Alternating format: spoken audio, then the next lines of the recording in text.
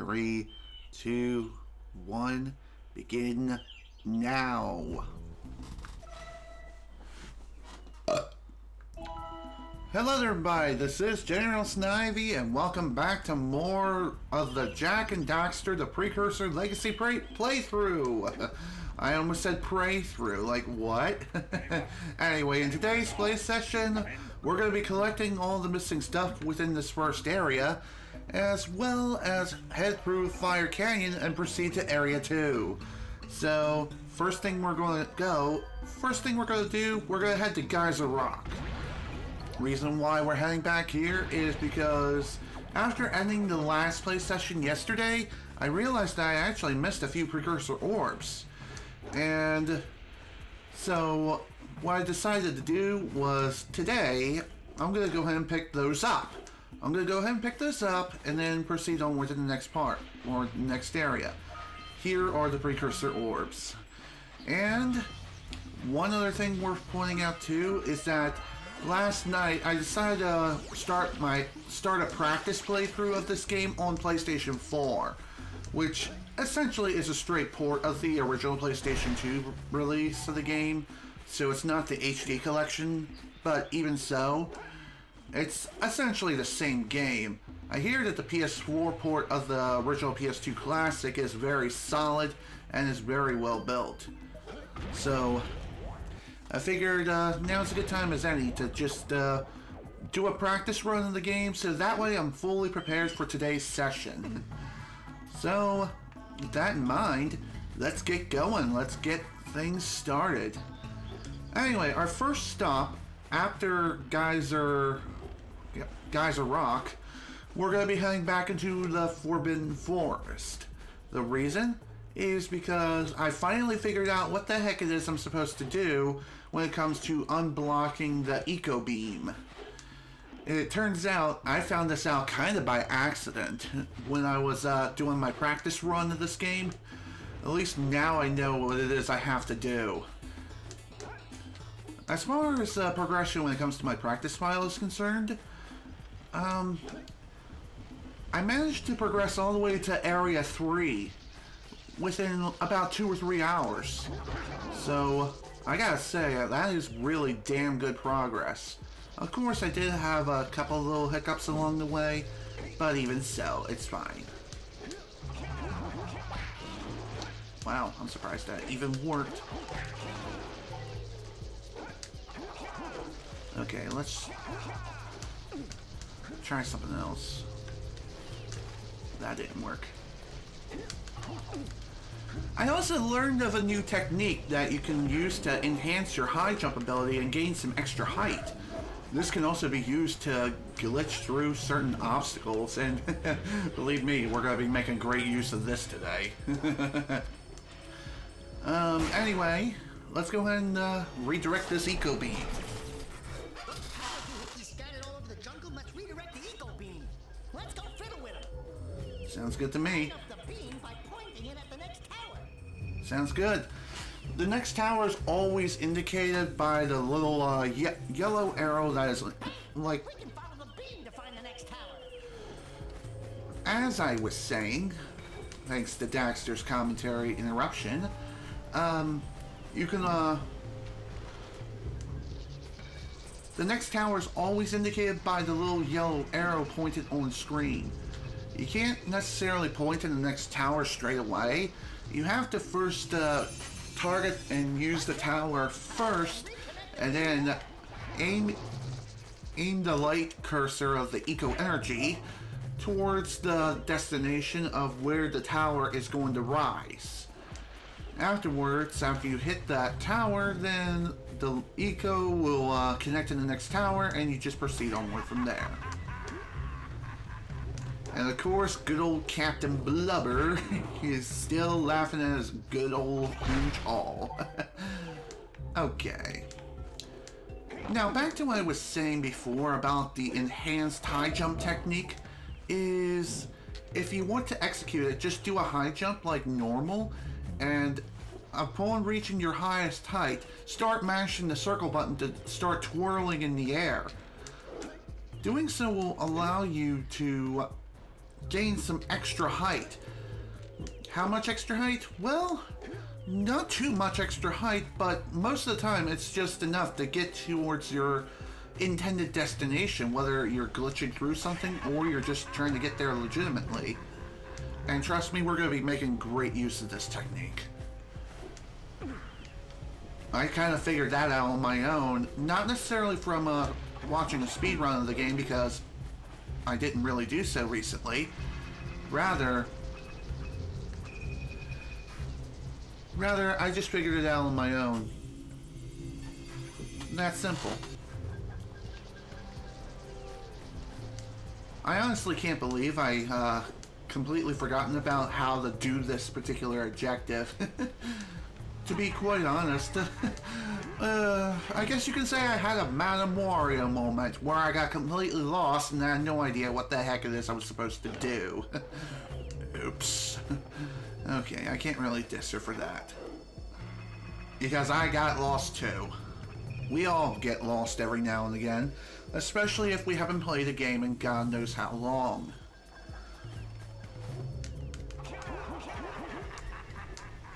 Well. Alright, next tower is like right at the very beginning of the level and right back at the beach.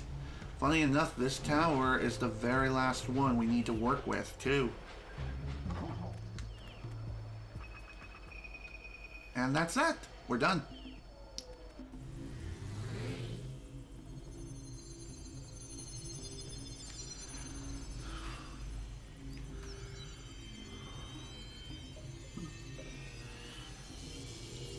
And with the towers... Yes, he does. As I was going to say, one thing I've definitely learned between the original PS2 and PS3 re-release of this game is that the frame rate for this game runs at an uncapped frame rate of 60 frames per second. However, there are many instances in the original PS2 release where the frame rate would dip, like severely down to as low as 30 frames per second as far as I've encountered. But in this version, doesn't seem like I've encountered any frame rate drops whatsoever. Oh, what a wonderful sight! I thank you. And the entire village will thank me. Boys, you have restored power to the village and guaranteed my re-election. And for that, my boy, you've earned a power cell. Thank you, my dude. Thank you very much. Yeah. Another thing we're pointing out too is that during my practice playthrough, I've earned basically the same exact trophies that I've earned as of now. So the PS3 and PS4 version of Jak and Daxter, the Precursor Legacy, do not share trophies. So if you earn trophies in, say, the PS3 version, it will not transfer to the PS4 version. And the simple reason for that is because the PS4 version is the original PlayStation 2 release. And one more thing worth pointing out too is that when we go into the options menu, I've shown off that there's a camera option. But this feature is actually exclusive to the PS3 version. In the original PS2 version, which is also on PS4, this camera option is swapped with a graphics option. And don't think it gives you any sort of a PC-like settings like anti-aliasing or graphics quality or any sort of shadow quality. And hello, Amando. Well, Armando. Yeah, Armando. Welcome to the stream. So anyway, back to what I was saying. The graphics option don't give you any sort of PC-like specifications and advantages. Instead, the graphics options just give you two separate options, such as adjusting the game's aspect ratio from 4:3 to 16:9 or vice versa, and center screen, which means if you have a weird TV where things are off center, then you can just recenter the screen with that particular option. That is excluded in the PS3 re-release. Let me make sure I have everything. Just Want to be absolutely sure before I go on my merry way. Yes. And yeah, very much. Alright, let's go. Onward to Fire Canyon. Great! You have the 20 cells needed to power my heat shield. Now be careful. The shield will only protect your zoomer till it reaches 500 degrees, so try to keep it cool. Flying over open lava will definitely heat you up fast. Hit 500 degrees and it's over. Over? Like burning molten metal over? The fire canyon gets pretty hot, so keep a lookout for jumps to keep you off the hot ground. I've also released several blue cooling balloons you can use to drop the shield's temperature quickly. Oh, and when you get across, don't forget to activate the teleport gate in the Blue Sage's lab. Then we'll be able to teleport over and meet you. Good luck! Thanks, dude. And also, Armando, I'm sorry, I don't quite remember. I don't quite remember yet from the Sonic 4 stream, but anyway, it's good to see that you're here, and I'm glad you found your way here on Twitch. Anyway, welcome to Fire Canyon. Within this place, it's filled with molten lava, and you may think we could just simply walk across this stuff. Well, sadly, we cannot. Instead, we need to use this hover bike, this zoomer, to get across this lava canyon. And we need to essentially keep this bike nice and cool throughout the entire trip to the canyon, which can be easier said than done. As you can see, if you completely screw up like me, or fly over lava pits, then yeah, you're gonna go boom! And it's not gonna be fun, because while you're traversing throughout the entire canyon, there are no checkpoints. None whatsoever. So that's something to keep in mind. Another thing to keep in mind as well is that there are dark eco boxes littered all throughout the canyon, yet they do not explode. But why? I have no clue. I guess dark eco is just a bit mysterious. It's always been mysterious within the Jak and Daxter series. But anywho, there are 7 scout flies that you need to rescue or just free from their boxes. And as Daxter was saying, you can do a quick turn by pushing and holding the square button, as well as, oh shoot, as well as holding either L1 or R1 to drift. Ah, dang it. It may be possible. So it's instant death? Yeah, if you run into a dark eco box, it's not so bad. It just takes your health away. But if you drive over lava directly, then the temperature gauge will shoot up through the roof exponentially more quickly than you would not driving over lava. So, the only reason why you would want to drive over lava is if you have no other option, or if you're losing control of the vehicle, which can happen quite often. One more thing worth noting too is that it is possible to get all 7 scout flies on your first run and stuff, but it's not easy. And some of these turns can be quite a pain in the butt to manage. And if you miss too many of these cooling balloons, then you're going to overheat. There we go. And that makes scout fly number 7. Sweet.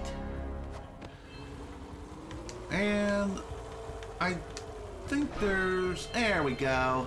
That's that. That's everything for Fire Canyon. Oh yeah. And we get a trophy for completing Fire Canyon just by reaching the end.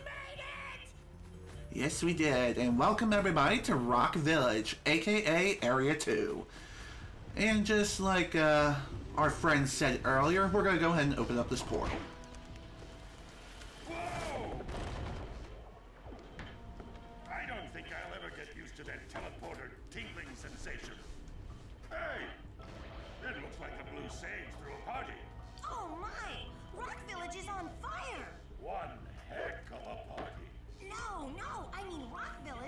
Being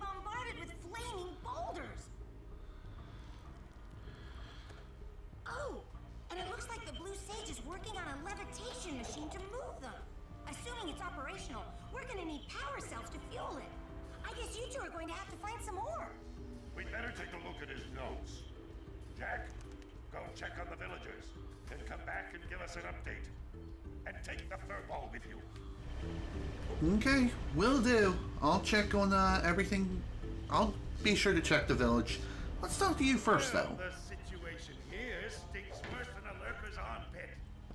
Before Blue Sage's disappearance, he journaled significant trouble in all of the surrounding areas. Of particular interest to me is the dark eco-infection of some innocent plants in the Precursor Basin. Kira will teleport your Agrav Zoomer to the nearest transpad. Ride the Zoomer to a green eco vent, and then carry the green eco to the corrupted plants. That should heal them. Don't miss a single plant, or the infected ones will slowly reinfect the healthy ones. And Daxter, start cleaning up in here, and don't forget the corners. That's perfectly fair. Apparently, the precursor structure just off the coast leads to an underwater lost city. The Blue Sage has been trying to figure out how he can bring one of the chambers to the surface, but he was never successful. You should check it out. Aren't there a lot of lurker sharks in that water? Why? Are you scared? Me? Of course not. Just looking out for Jack here. You know what a chicken he can be. Well, if you swim out over the coral reef, I doubt the lurker sharks will bother you. They don't like shallow water.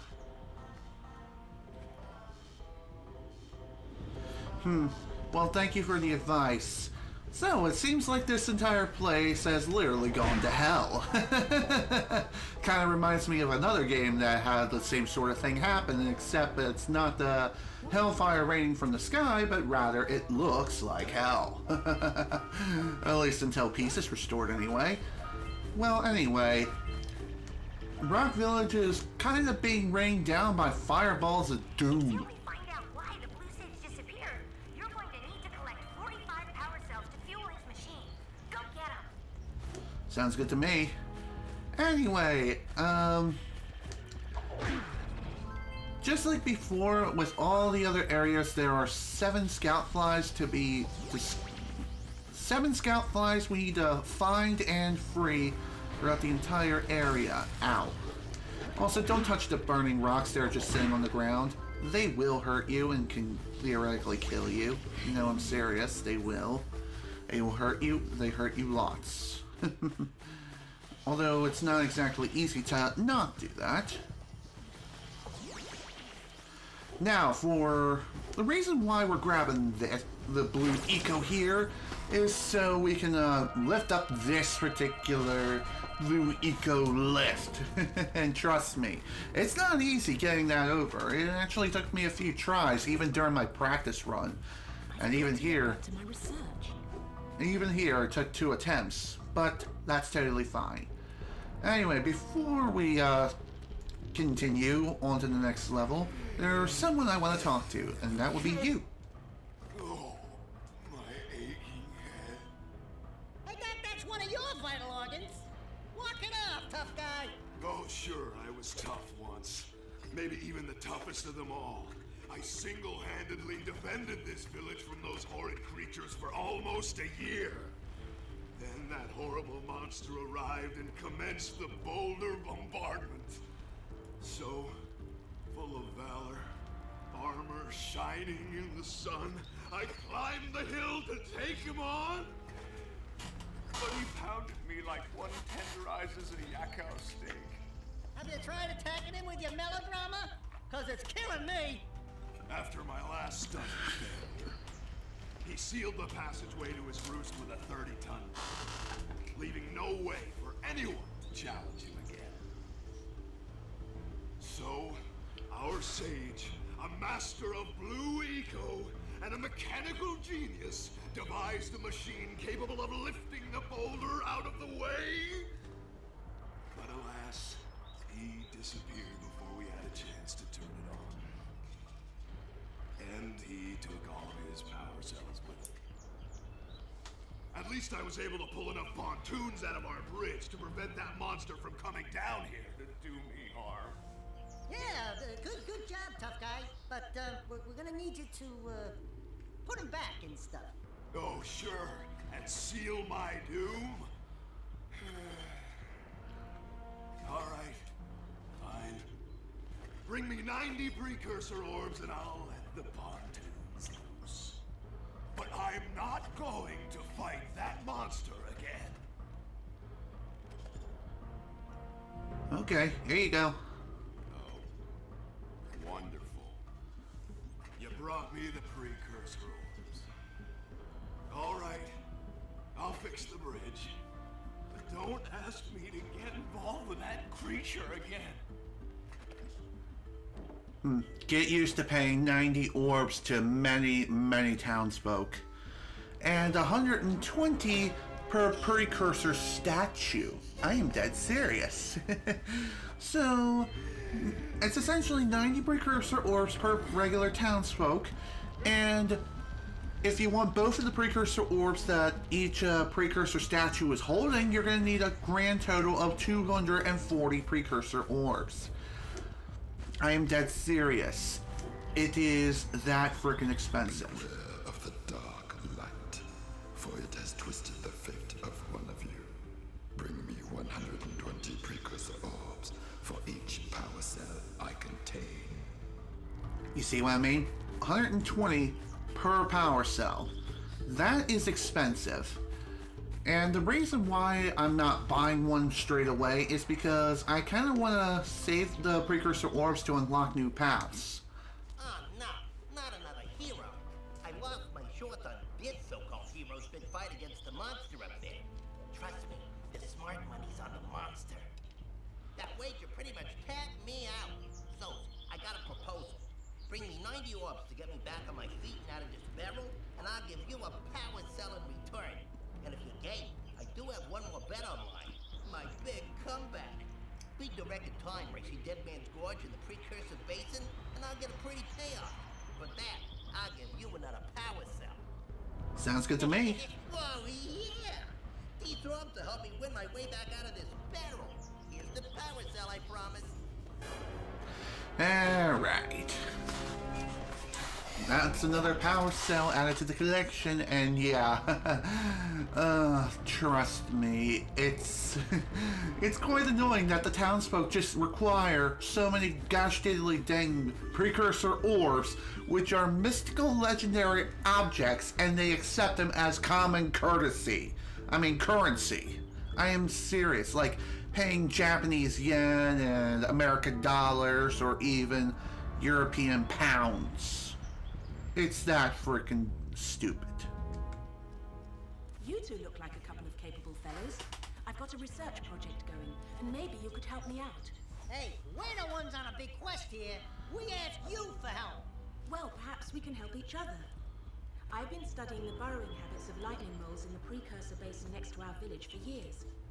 But now those awful lurkers have scared the moles to the surface. And since they're blind as bats, they can't find their way back underground. If you could herd them back into their burrowing tunnels, you might just save their lives. I've got a power cell that says you can do it. Yeah, lightning moles. We can. Maybe for 2 power cells. Nice try. But I would be willing to part with another power cell if you two find me 90 precursor orbs for my research equipment. Fair enough? Well, that does seem perfectly fair, except for the 90 precursor orb price tag. I mean, seriously, what the actual F? Alright, onward to this level here, which I believe is called Precursor Basin. Okay, that's what it's called.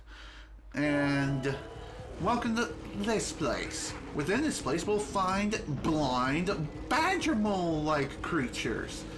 Just chase them around and eventually they will return to their underground burrow. Be patient with these guys and just follow them to the ends of the earth. Sometimes they may give you a nice little bonk and sometimes they may not. Or, yeah, let's go ahead and chase this guy down. That guy's an ass. The reason why I say that is because he goes along a preset path and will constantly be taunting you as you race up his freaking butthole. So what you have to do is eventually catch up to this guy and then hit him with your vehicle, which is easier said than done because he is floating in the air. And really the best way to reach him, other than just usual trial and error, is just to simply ram your freaking ram your vehicle and jump with either L1 or R1 and hit him into next week. Seriously, it's just that freaking annoying.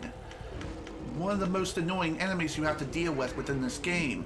And if you try to cut him off, he'll get wise to your plan and start beelining it in the opposite direction.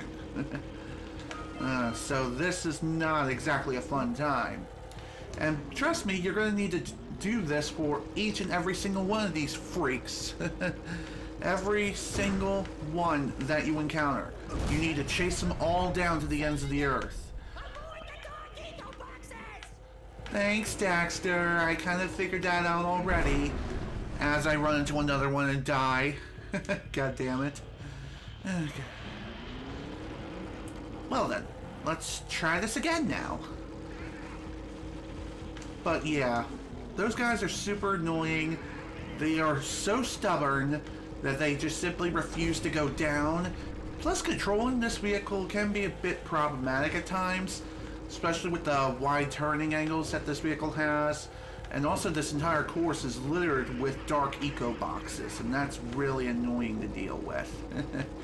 Because really, you only have 3 hits to work with, technically 2, and if you take the 3rd hit, then you die.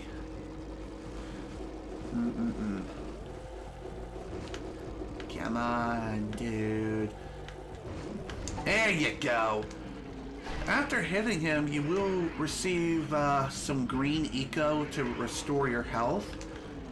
How much exactly? Well, only a little bit of green eco, which is kind of unfortunate, but oh well, you gotta roll with the punches. And the last one that you find and bump into on the field will contain a power cell. So, you could prioritize one particular task over another and complete this relatively quickly if you're a speedrunner and you know exactly how to go about doing this.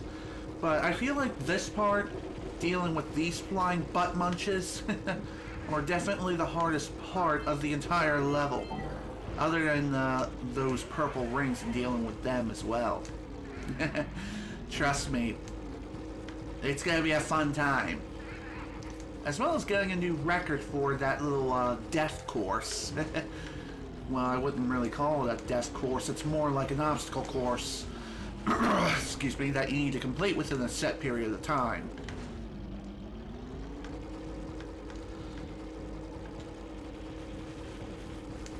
Oh, come on, you were right there! Dumbass! You could theoretically herd multiple moles back to their hole, but again, it just seems like these freaks are just RNG the animal. The RNG... That guy just ran over the hole! I am serious, he just ran over it! He didn't even dive back in like he was supposed to. What the hell? What the hell, game? Thank you. At least you listen and go into the hole. Oh, Jesus. This is almost like Beaver Bother in Donkey Kong 64. Except not broken. Mostly. Oh, funny enough, if you hit those guys, nothing happens. You...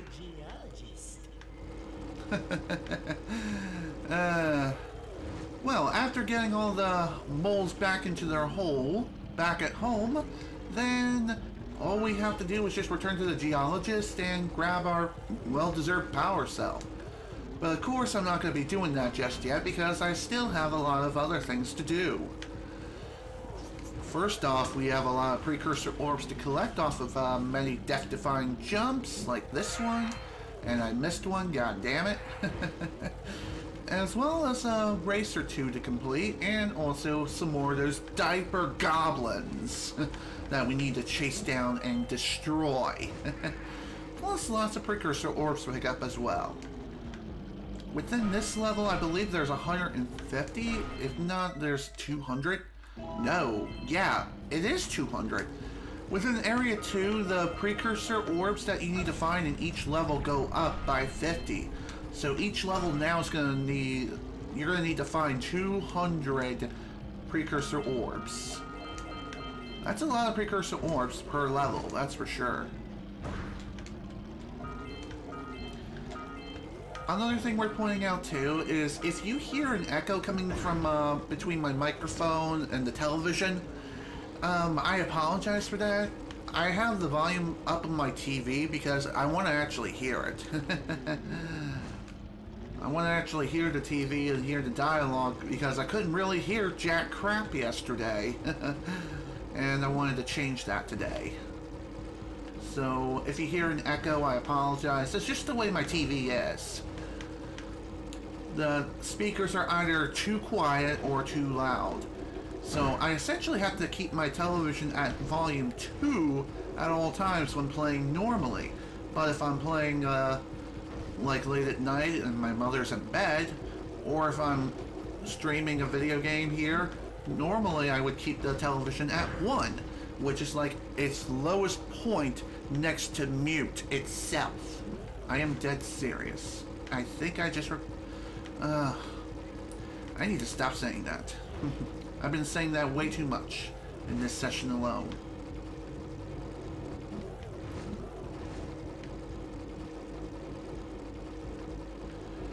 Okay, come here, you. There we are. Dang, that was way too much effort. Way more trouble than it was worth. And, of course, we still have a lot of other stuff to pick up too. So don't forget, we got more scout flies to rescue and find. Oh, hello, you jerk. Get back here so I can whack you. This guy's an ass. You know that.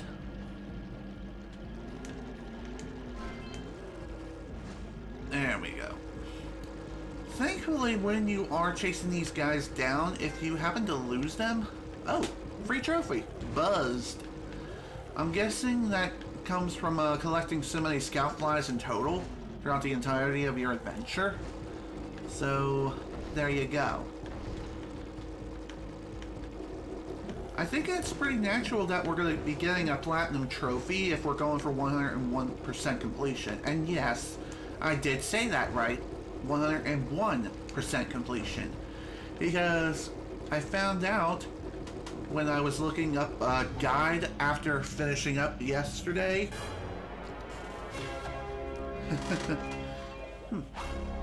Mute or just turn it off. Good flying! Those lurkers were no match for your zoomer. That's one more power cell. Thank you. There we go.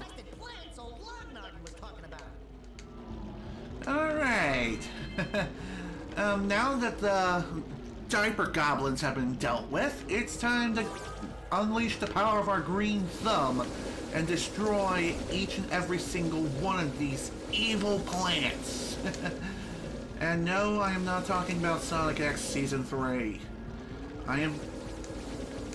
We're gonna be going weed killing with the power of green eco. Unleash the power of the green thumb. And as you can plainly see, these suckers will grow back really fast. So you kind of have to be quick with your weed killing prowess. You kind of have to drive over multiple plants, and you have to get within a good line path. And you have to constantly refill on green eco by returning to this geyser here. And you can't miss it multiple times like me. Because if you do, then these suckers will grow back so damn fast that you essentially have to start all over.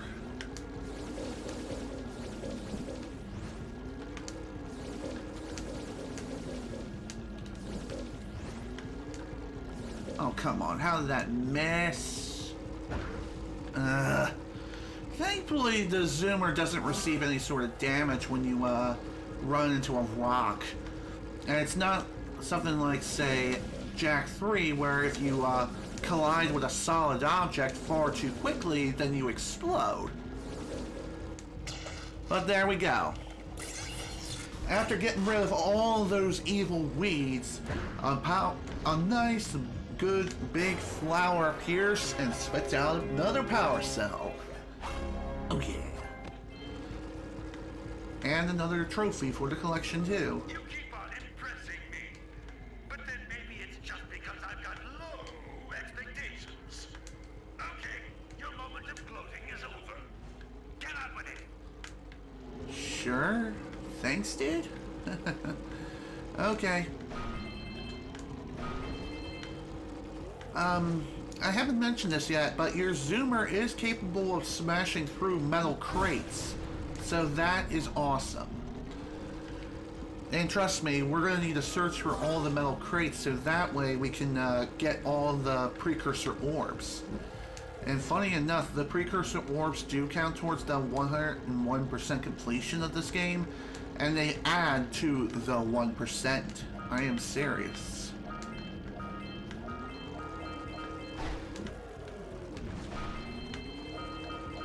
So remember when I said yesterday where I said that this vehicle has no brakes, kind of like a jet ski? Well, I was wrong. It does have brakes. It does have brakes. You just have to push either circle or square to hit the brakes. It's just, brake speed is just, pretty dang slow.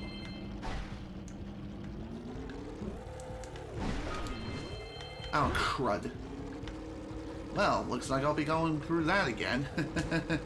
All because I tried to stop and not overshoot my jump. Yeah. That's true. You do regenerate your health when you collect green eco.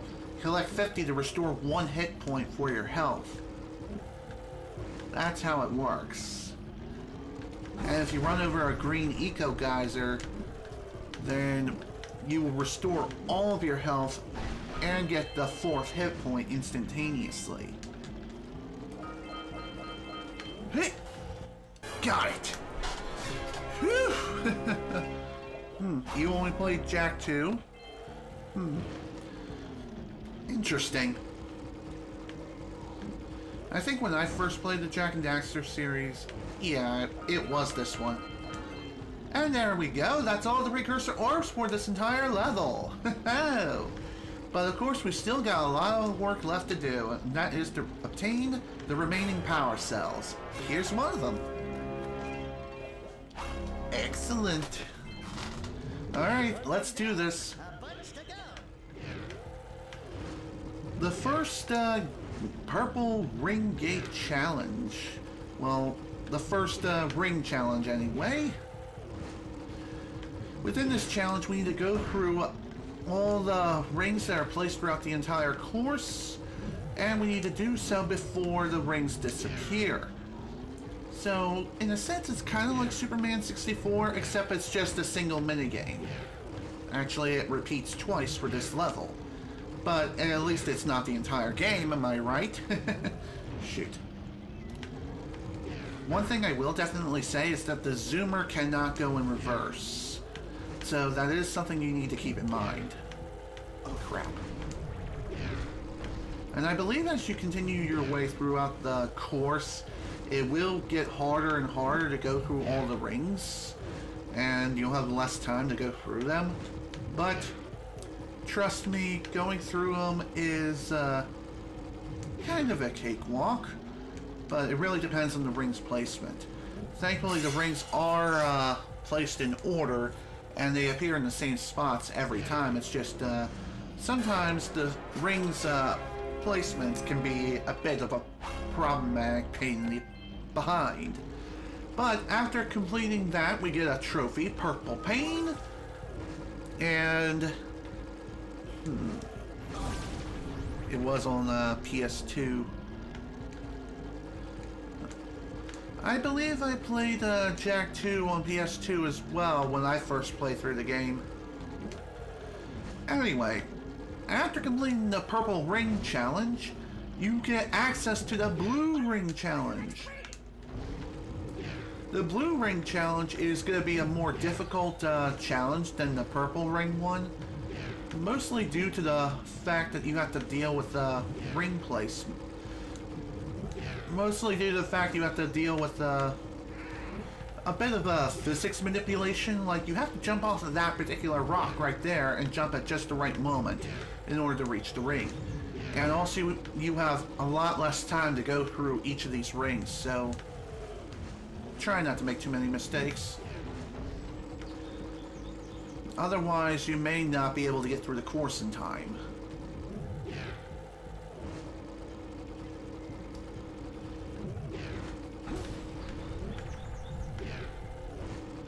This particular ring course is more so home for a lot of jumps, a lot of jumping around, and making a lot of blind long jumps with your zoomer. It is pretty fun, yeah, but at the same time it can also be a bit problematic. Especially if you go through the rings in the wrong way. Okay. Don't be afraid to slow down every now and again. But again, try not to take too long. Otherwise, the ring will just disappear and you'll have to start over.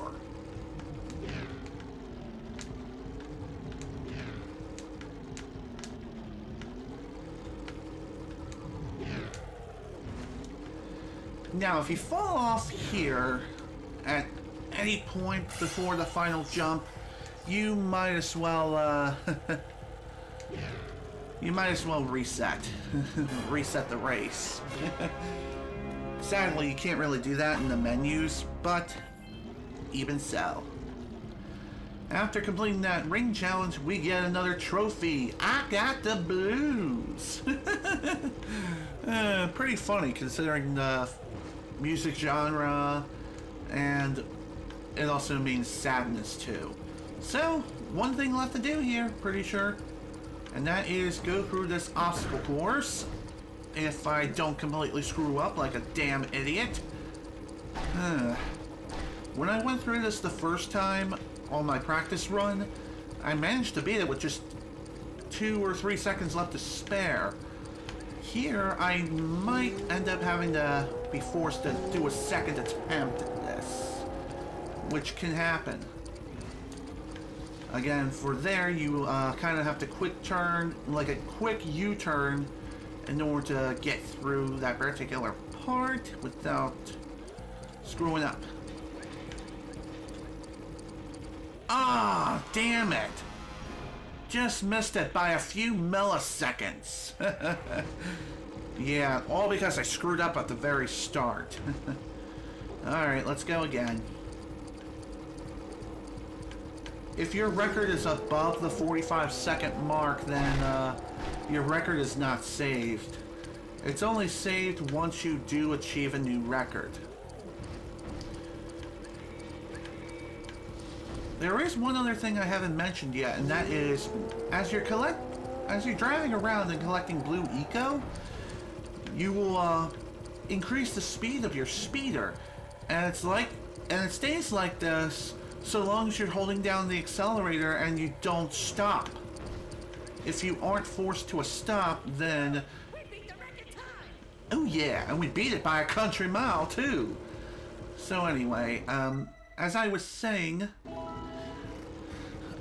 so long as you don't slow down too much, then you should be able to maintain the blue eco enhancement speed throughout the entirety of the race course, allowing you to get some really sick times. So there you go. Thank you for saving those moles. That's awfully good of you. Here's a power cell to help you out. Now I can get back to my research. All right. That's another power cell added to the collection. And how many precursor orbs? 233. So not quite enough to get both of the precursor orbs, of which that precursor statue has at the moment. So I'm just going to hold on to what I have for now.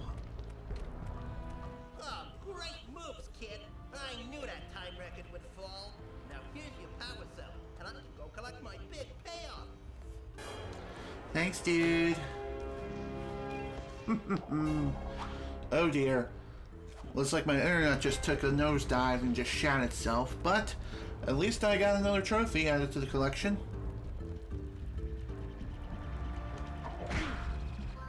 There we go. Scout fly number 4 for this area, so that's great.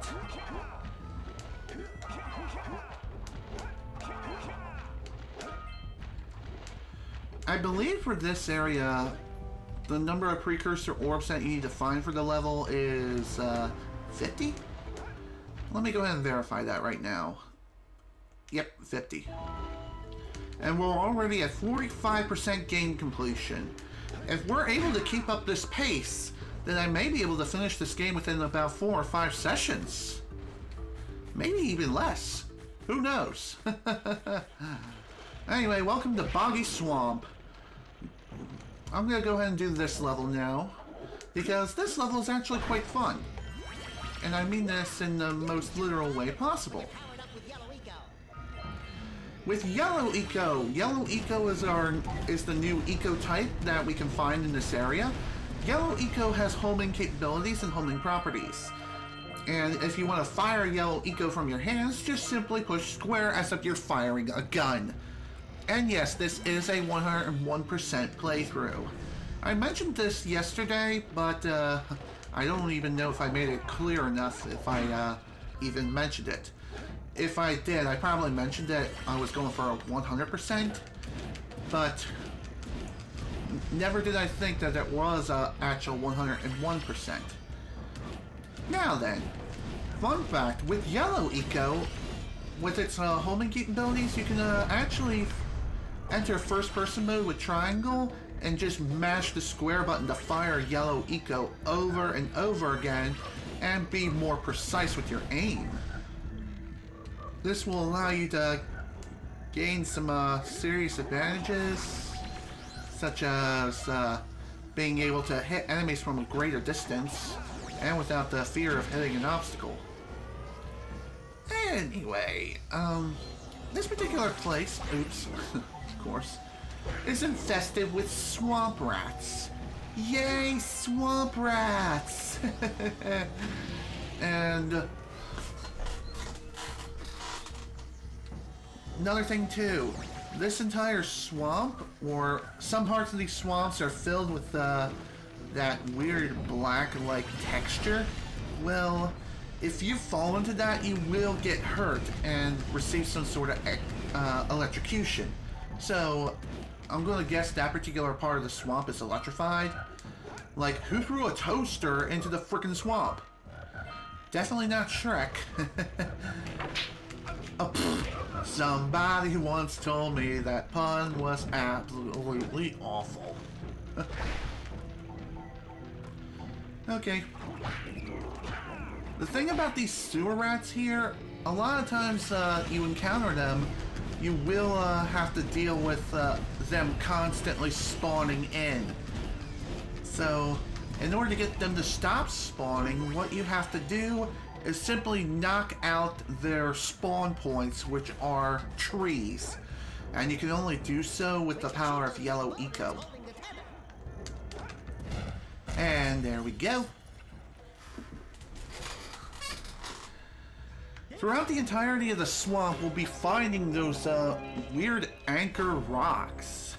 Shoot them with Yellow Eco, and for each one you free, you will get a power cell for it. So don't hesitate to take those things out. Trust me, you're going to need to. This set of precursor orbs can be a bit of a pain to get, and that's just due to their positioning in the air.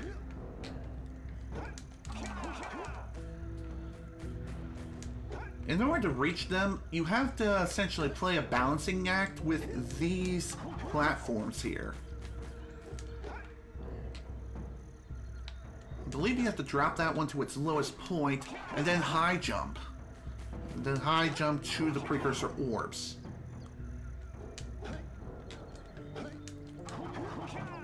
Ah, man, I'm just so damn close. And double jumping is not going to be enough. You have to high jump.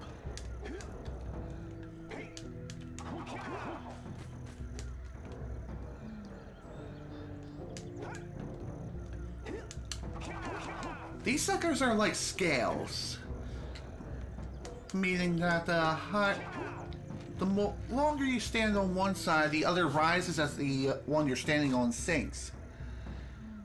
You accidentally sold your Nintendo Switch. How did you do that? Did you list it on eBay or something by accident, like without thinking, and then someone bought it? If so, perhaps you probably could have made some serious cash out of that deal, even if it was just an accident. If anything, you could always buy another one. Oh, yard sale. I see. I wonder how much it was sold for, though. I mean, if you don't want to say, that's totally fine. That's up to you and your business. I'm not one to judge.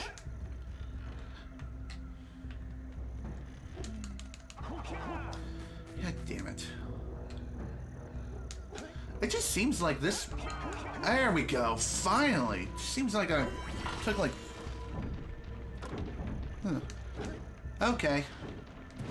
So at least it's not all bad. Speaking of Mania Plus, I've not even played the original Sonic Mania yet.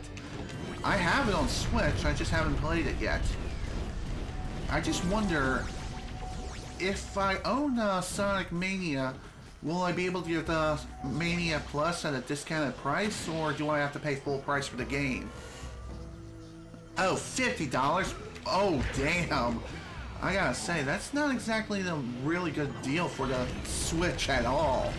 Considering the fact that the suckers all, like, sold for about $300. Even at retail. But, even so.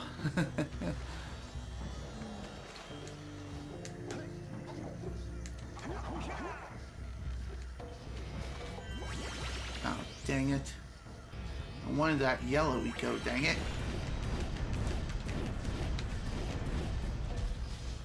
You may be wondering, how do we get these Precursor orbs out of the swamp?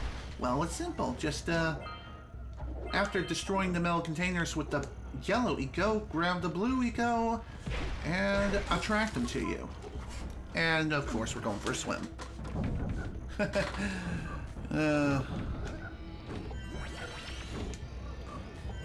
I don't even know who,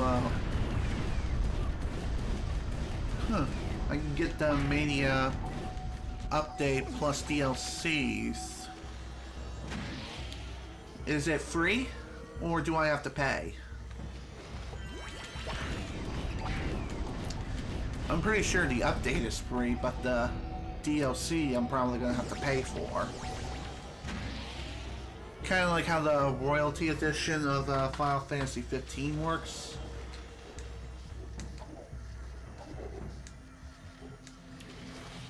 I'm not sure.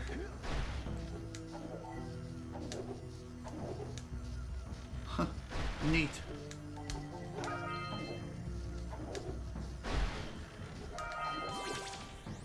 Oh, pfft. Overshot.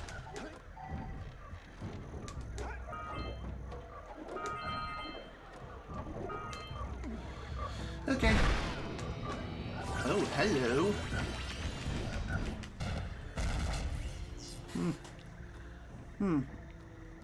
There was an accidental update. Only 2 more tethers. Okay. Thanks, Daxter. Alright. 2 rocks down, 2 more to go.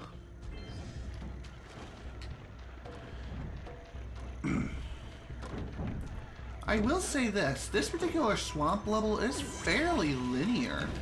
There is essentially a beginning and end point to this level, And once you reach the end, then it loops back to the beginning part of the level.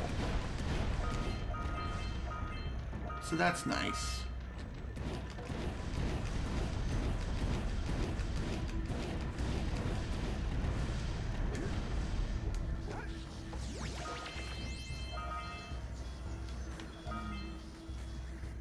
Okay. I thought I was hearing some sort of beeping. I don't know what the heck that was about. Possible to get Mania version 1.04. Well, I might have downloaded that. And, the reason why I say I might have downloaded that update was because my Nintendo Switch is constantly in sleep mode whenever I'm not using it, because there's no real way to turn it off unless you remove it from the dock. But, I don't know. Alright, up we go. Look out, Jack! It's an ambush! Time for another ambush. My favorite kind of bush, next to George W. Bush.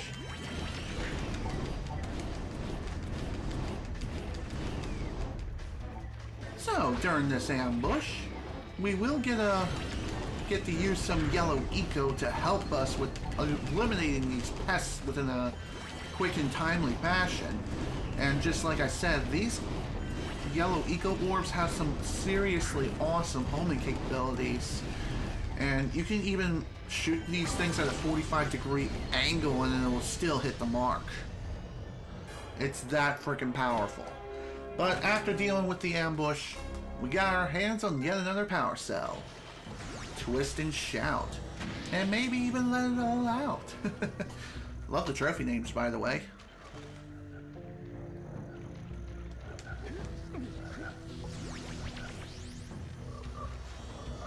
Whee! Another one of these, eh?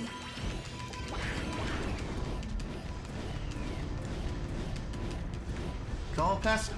There's no need to call pest control, because I am the pest control.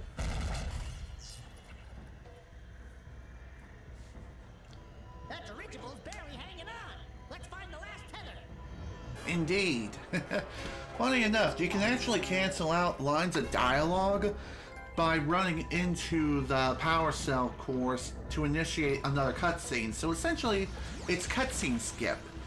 But you can do it very easily. And even accidentally. Ooh, pain just shot right through my right kneecap. Not a good feeling. Perhaps it's just because of the way I'm sitting here. Who knows? It's possible.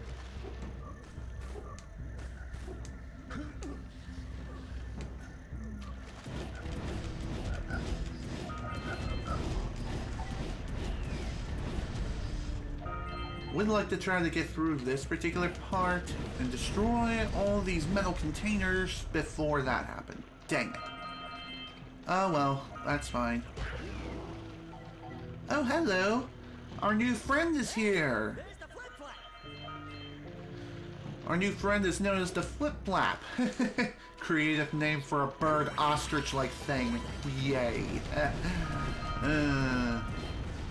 Anyway, it functions like a vehicle. Kind of like the Zoomer. Except it's an animal, and you ride it like a horse.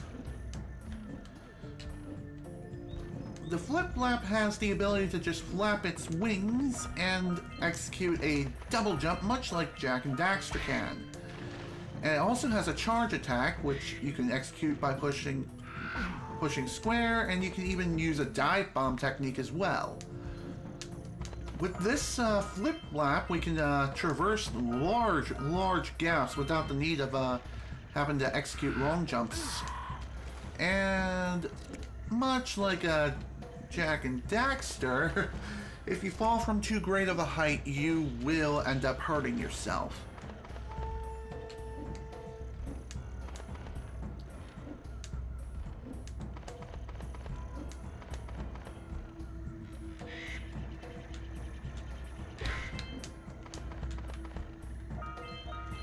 Okay.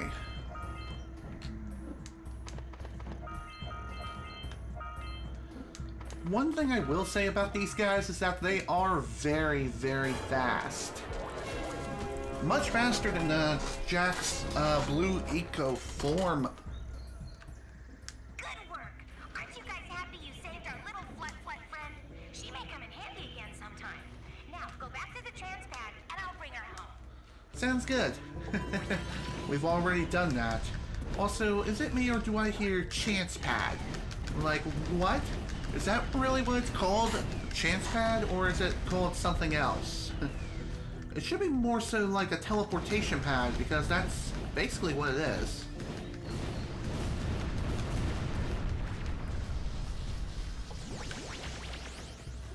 Well, one funny thing worth pointing out when it comes to using yellow eco is that once you run out of its use and you keep mashing the square button, Jack will continue to use his animation for firing the projectile, even though nothing oh,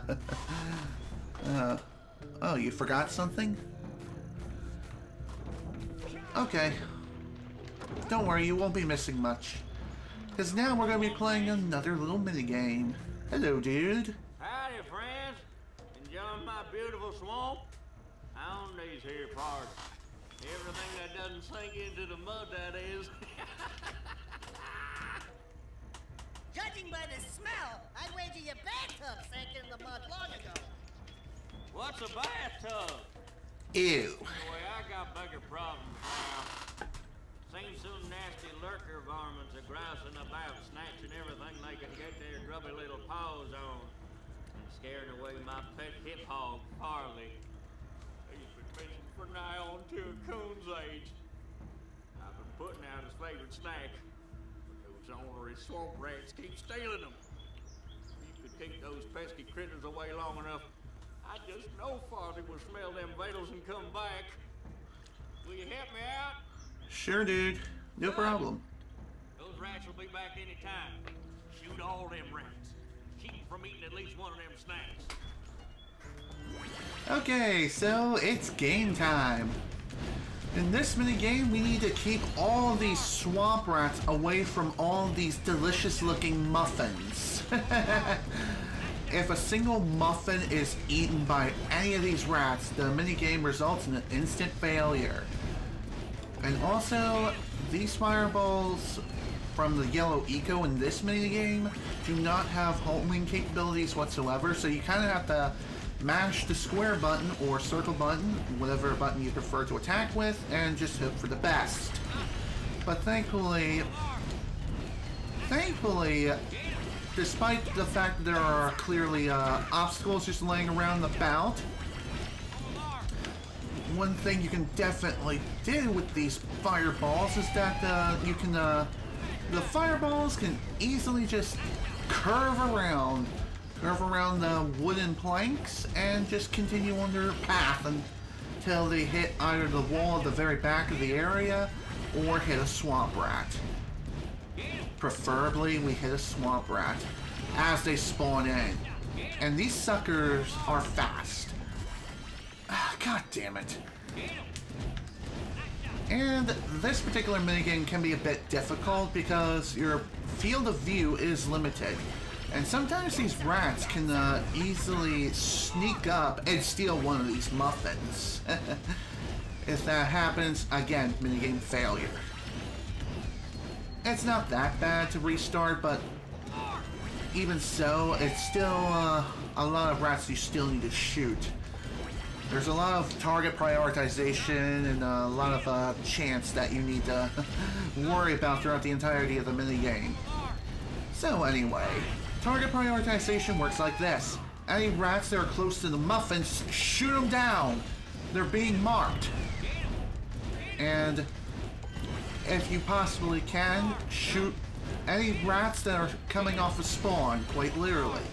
Like as soon as they spawn in, you can literally see them spawn, and sometimes you may even be able to score multi-kills, which is awesome.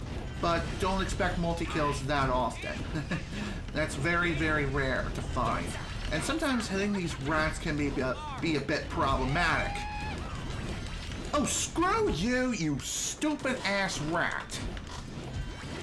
See what I mean about the limited field of view? Sometimes the limited field of view can really hamper you because rats can sneak up towards one of the muffins and just eat it. Just eat it and completely screw you over. In order to finish the minigame successfully, you need to prevent... Oh, are you serious? Wow. Well done, you stupid ass rat. You need to survive 3 waves worth of swamp rats and clear them all out without a single muffin being taken. Like, seriously, why can't we have any sort of grace period? Like, if we lose 3 muffins, then we lose. Why is that a thing? Why is that not a thing? No idea. But that's just the way they designed this challenge, and we kind of have to roll with the punches.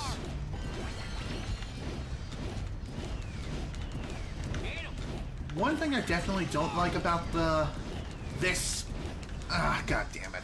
I was screwed no matter what, because 2 rats snuck in on the right-hand side, just outside my field of vision. Okay. Back to what I was saying. One thing I definitely don't like is that the fire rate on these fireballs with the yellow eco is very, very limited. I don't know the exact fire rate, but it's not very fast. And it's very, very, very easy to oversample the fire rate, and you'll fire slower than intended. But I still mashed the button anyway, just to say, hey, I'm firing as fast as humanly possible.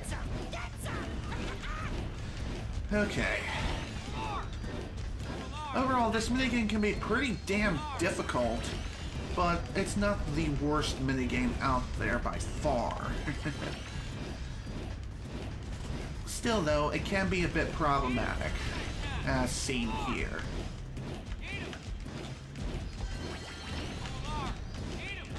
Oh my god, these stupid ass freaking rats! They just...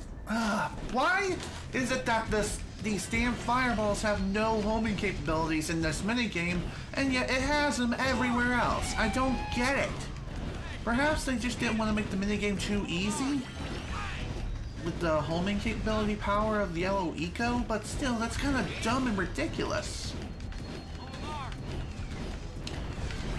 Seems like I always fail on the second wave. Okay, putting on the concentration cap now.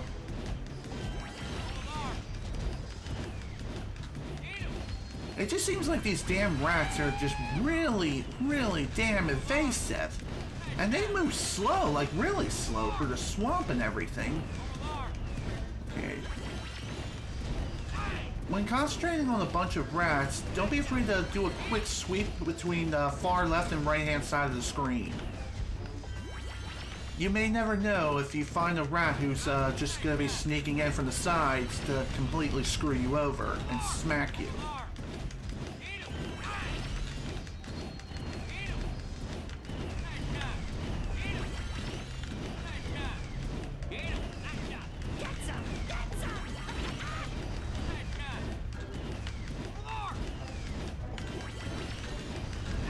Screw you.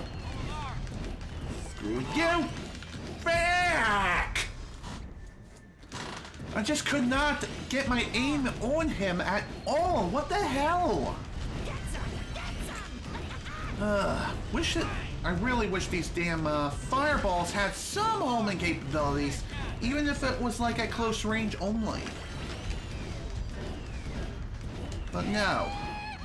Instead, that's not the case.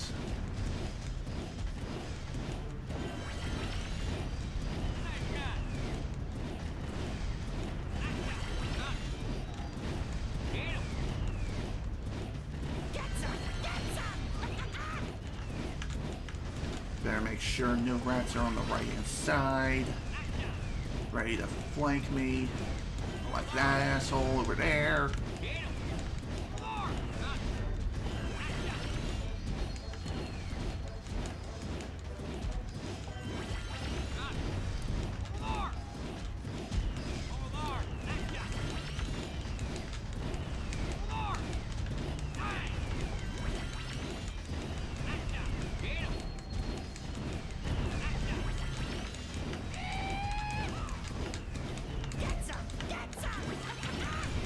Goddamn rats.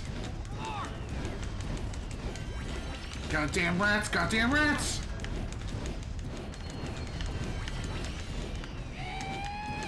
Fuck you, I win! You sure know how to shoot. Thanks a heap for the help. Phew! That was too close. Oh my god. That was painful. Definitely did not have that much trouble during my practice playthrough, that's for sure. Not sure why this time it was just that big of an exception. But whatever. Whatever, screw these rats, screw them, and make... I want rat stew. Well, okay, no, not really. Still though, that was just, something else, I tell you. Still, that wasn't the worst thing out there, trust me. It's only gonna get even crazier from here. There's still a lot left to be done in this game. But with that, that's all 7 scout flies and everyone is free. Yay! Woohoo! Yeah! That's what Papa Bear's talking about. Okay, up to 416. We still got a ways to go though. There's still one more power cell left to grab and 24 more precursor orbs. They should be somewhere over in this vicinity if I don't misjump and fall into Shrek's swamp of death.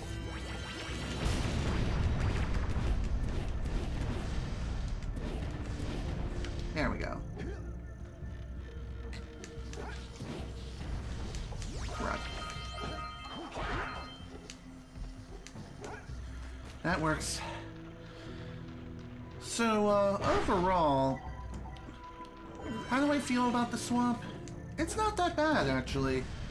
It honestly isn't. It's just one rat defending minigame can be a bit problematic, but it's not all that bad. It honestly isn't. And there we go.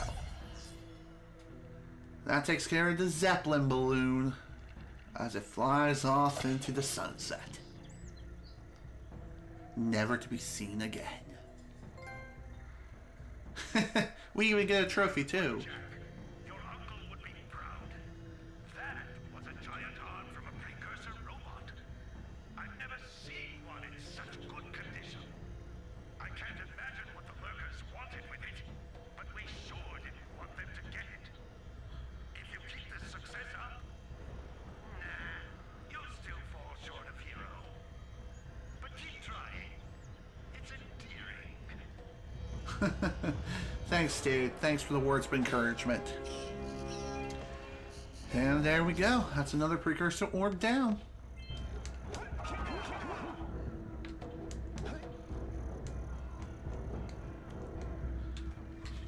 Another precursor... Did I say precursor orb? I meant power cell. Well, good news is we have all the power cells, but of course we still need to find the remaining precursor orbs for the level, which I do believe are going to be located along this pathway here, if I don't fall into Shrek's swamp again. Dang it.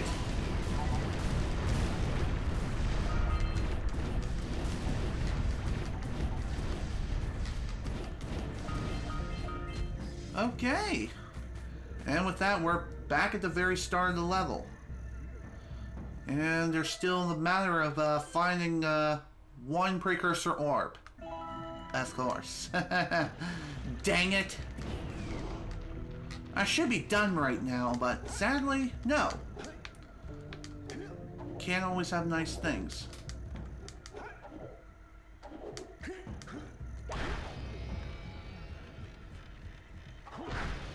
Oh boy. Well, looks like we're going to be going precursor orb hunting. Thankfully, it is just one orb, and if I have to guess where it is, it's probably located in a swamp somewhere.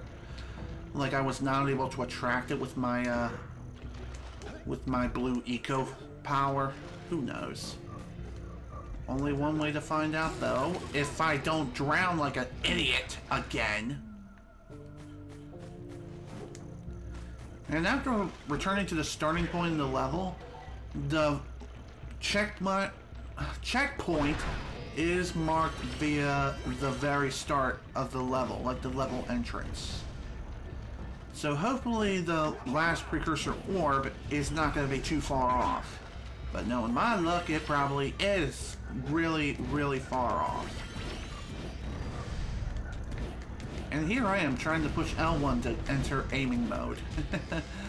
That's not Jak and Daxter. That's more so for Ratchet and Clank.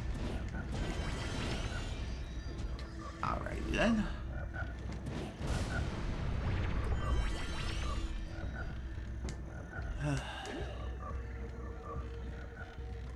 Well then, as far as where this last orb is, I have no idea.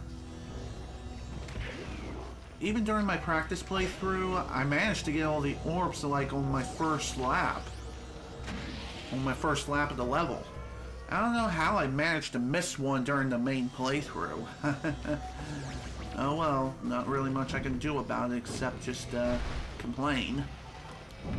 And be kind of mad at myself for missing such a orb.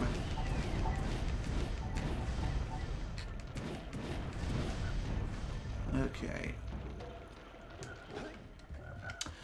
So, I guess one thing I will go ahead and mention here is that I am looking into possibly switching over video editing software again. I'm gonna be looking into getting Adobe Premiere Pro Creative Cloud, aka Adobe Premiere Pro CC. And the reason for that is because, well, as I've mentioned in the first play session of this game, if I don't get completely swarmed by frickin' rats again,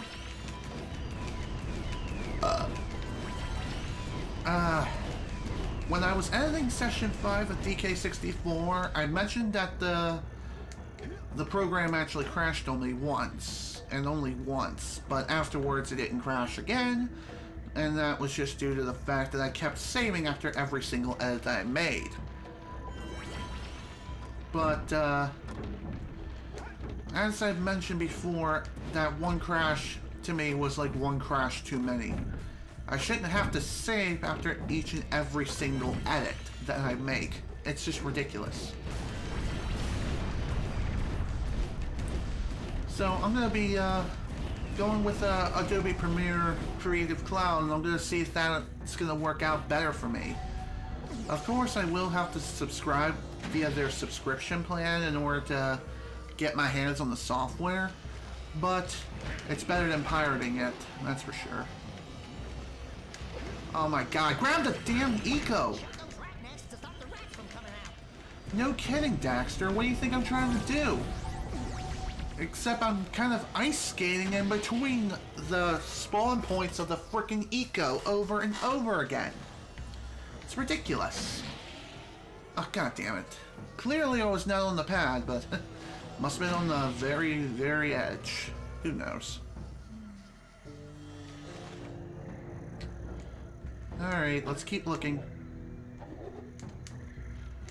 I haven't really mentioned this yet, but, when it comes to swinging on bars, you want to hit the X button as soon as Jak is at his highest point. This way, he'll be able to swing forward. If you don't do this, then you're just gonna drop, and that's not exactly something you want to do. It honestly isn't. Really.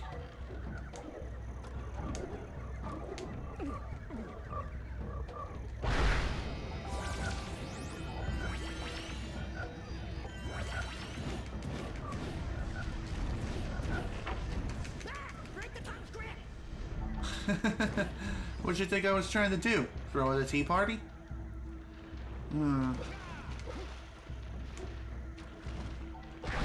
Damn, dude, this last Precursor orb is just MIA. Like, what the F?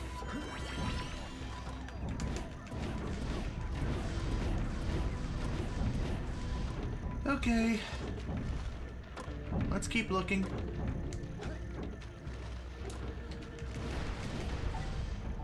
So back to what I was saying before with the Adobe Premiere Pro CC is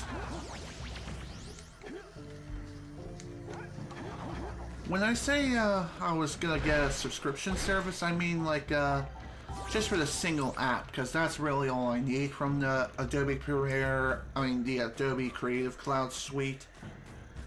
There's really no other reason to... There's no other apps that I really need from the Creative Cloud Suite at the moment. I mean, sure, I could use Photoshop as well, but I have Photoshop Elements, and that's good enough for me for now. It honestly is. Photoshop Elements is basically as good as regular Photoshop, though it does lose some conveniences, such as being able to just hit Control-C to copy a layer and then paste it. Instead, you have to do something a little bit more arbitrary, like you have to click and drag the image outside of the project zone and then hover over the project that you want to... God damn it. Stupid frog. Anyway, like I said, Elements is okay. It's not bad.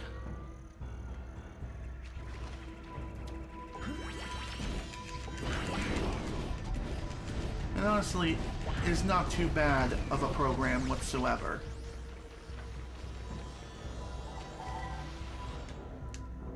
Dang it. Not close enough.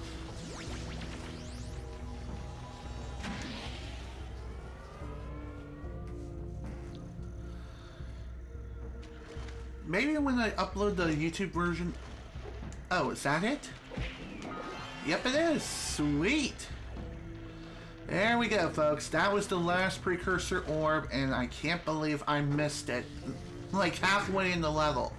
Halfway into the level. My God.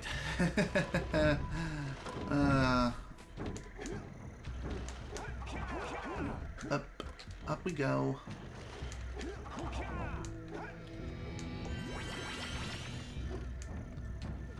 Thankfully, it is easy to just simply run all the way back to the beginning of the level. I really wish there was like an option to allow you to just quick travel to the level entrance, so that way you can exit it at your leisure without having to run all the way back to the very beginning just so you can exit. And it's kind of dumb. I really wish that was an option, but granted, Banjo-Kazooie also had that option in the final release. But it did have like a quick warp option at one point in development of Banjo-Kazooie. So I don't know why Jak and Daxter doesn't have that option. Kind of dumb. But oh well. But then again, it probably wouldn't make much sense considering the fact that you can't really warp mystically in any way, shape, or form, but a lot of open world games such as Xenoblade Chronicles, Xenoblade Chronicles X, and Xenoblade Chronicles 2 have a fast travel option. And there's no mystic forces involved, it's just fast travel. Like, seriously? That's what it is, fast travel. It's practically a godsend for open world games.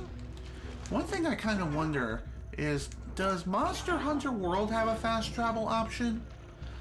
If I have to guess, maybe it does, like for towns and stuff, but not so much for like the open field. I never played a Monster Hunter game because really that just does not interest me. It honestly doesn't.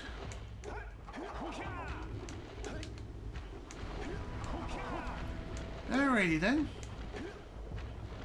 Next thing we're going to be doing is we're going to go ahead and pick up those power cells from the Precursor statue that is located towards the very beginning of this area. before we head off to the next level. And the reason for that is because might as well get the most expensive things out of the way as soon as possible. For your quest. Thanks, dude. Bada bing, bada boom. Gimme the next one. For your sacrifice, I offer you a power cell. I kind of wonder, why is it that these precursor statues require precursor orbs in order to receive power cells from them? Well, granted, the precursor are almighty, all-knowing beings, practically gods of this world. But even so, that's kind of dumb.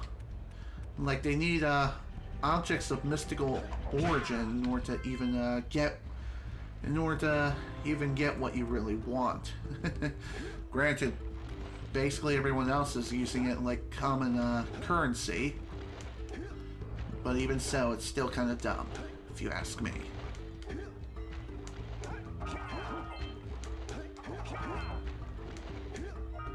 Alright, next level, here we go.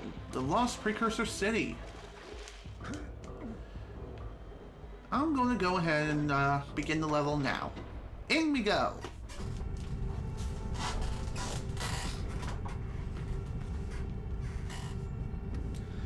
Within this lost mystical city, we will find that the entire place is just submerged underwater. And thankfully there's no underwater swimming to speak of, but there are some swimming aspects of the level. So that is something to keep in mind. And of course we got a lot of places to go and also have a new enemy here. And he killed me. Dang it. Step 1, stay alive. Step 2, think about not doing something like that again. Daxter. You never cease to make me laugh. Though you can be annoying sometimes, you still are a riot. But anyway, this guy, in order to deal with him, we need to wait for him to get out of his puffered state, so he's kind of like a flying pufferfish. Except he's not a fish, he's more like a puffer bat. Even so. Wait for his spikes to retract, and then we can attack him freely. Without an issue. Now here's a fun segment. Hit the switch and some platforms will rise. These platforms will only stay up for a limited period of time, so you need to move pretty quickly and grab these precursor orbs. Afterwards, make it to dry land. If you try to swim in the water, there is a chance that you can get electrocuted. And usually it happens if the water is green. That means an electrical circuit is running through the water. However, if the water is clear and blue, then you won't get electrocuted. But again, do not stay in the water for very long. Trust me, you will thank me later. Anyway, let's grab this. Trust me, you want to grab this now, because this level is a pretty linear level. And there are kind of like points of no return within a few places. But they're not real points of no return. There's just, you would have to go through the entire level and finish it before you even get another chance to return to that point. Or you could potentially KMS and return to the previous checkpoint. You could do that too. But if you're far enough along, then the checkpoint may be marked.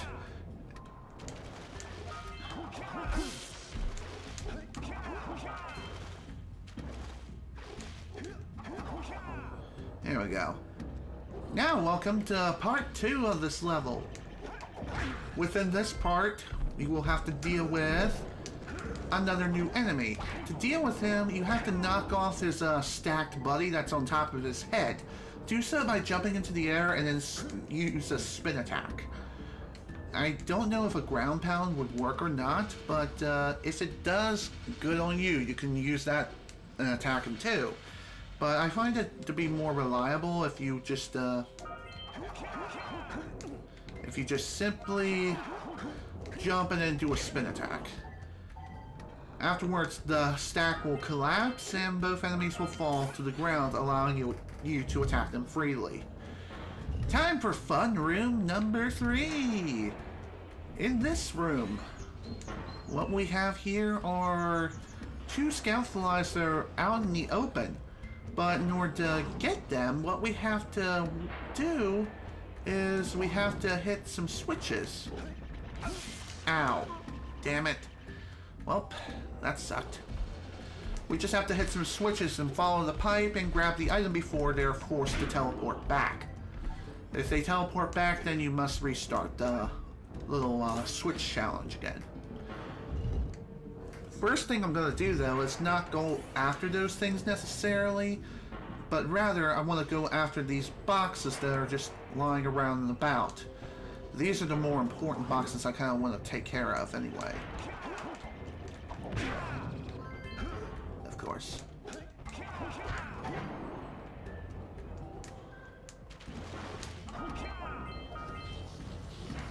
Like I said, if you end up in the water, it's not necessarily game over for you. It's just, you want to jump out of the water as soon as humanly possible. Like, swim to shore as fast as humanly possible. If you don't, then you're going to get zapped and you're more than likely going to die. Crud. The water will stay electrified for quite some time, though how long exactly is, I'm going to guess at least 3 seconds, which is more time than you can spend just floating around in the air. Now then, for the first challenge, the first thing we need to take care of, I'm going to take care of the scout fly right here in the middle first. Reason? Because this one is technically the closest.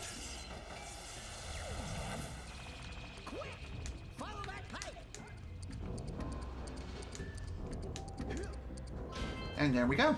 After collecting the collectible, then the timer stops. So that's nice. Now, before we begin the next part, it's a good idea to readjust these platforms here and readjust them to just the right points. So that way you can easily just jump across. Because if you don't have the positioning of these platforms set up right, then you won't be able to make it across the gap in time. Like, at all. Alright, final challenge. And that is you.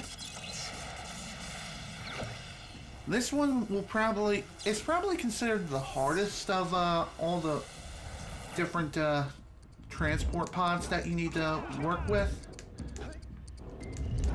And the reason why is because there's some platforming challenges that you need to traverse within a very short time frame.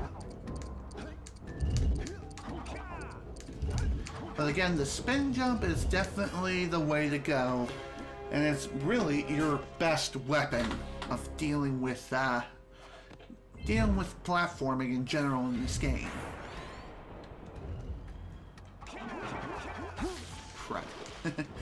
Zapped again. Alright, next challenge. Before we move on to the next room, there's still the matter of grabbing some Precursor orbs. As you can see, there's like a blue eco lift thing within this room.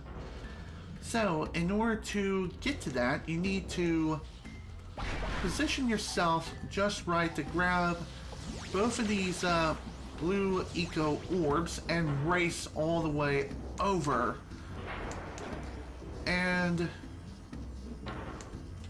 if you fail to make it first cycle on this, then more than likely you're not going to be able to make it. But if you're fast enough, and even if you miss the first cycle, you may still be able to make it and lift up the lift. Dang it. Whatever, I kind of wanted to die anyway. And restore my health that way. Damn it! Crap. My god, I cannot do anything without hurting myself.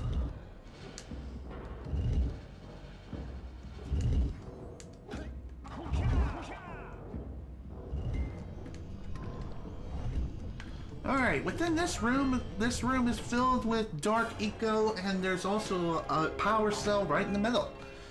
Thankfully, this power cell is just really easy to get to. It's real simple platforming, like platforming 101. The thing about these platforms, though, is that eventually they will give way, and usually they give way when they begin to shake. And just like with the Dark Eco Pool on Misty Island, if you fall in, it's instant death. Dad damn it. I was right behind you, Jack! I was. Okay. Say hello to another new enemy. In order to deal with them, you have to use the dive attack. So, I would recommend doing a double jump in the air, and then deal with them that way. Come on, buddy. Over here, you know you want me. You want some fresh meat? Thank you. Now die. Okay. There are two separate paths that we can take within this room. One of which leads towards one of those point of no return points. But over here, we have a little puzzle challenge, which is honestly not too hard to do. But again, you kind of want to maintain a good, clean bill of health, which is easier said than done in this room. Alright, so the challenge for this room is you need to jump on all these platforms without landing in the water at all. While you're trying to light up all these platforms, you also are going to be chased by a fly constantly. And I believe if you jump on a platform a second time, then it'll just be unlit.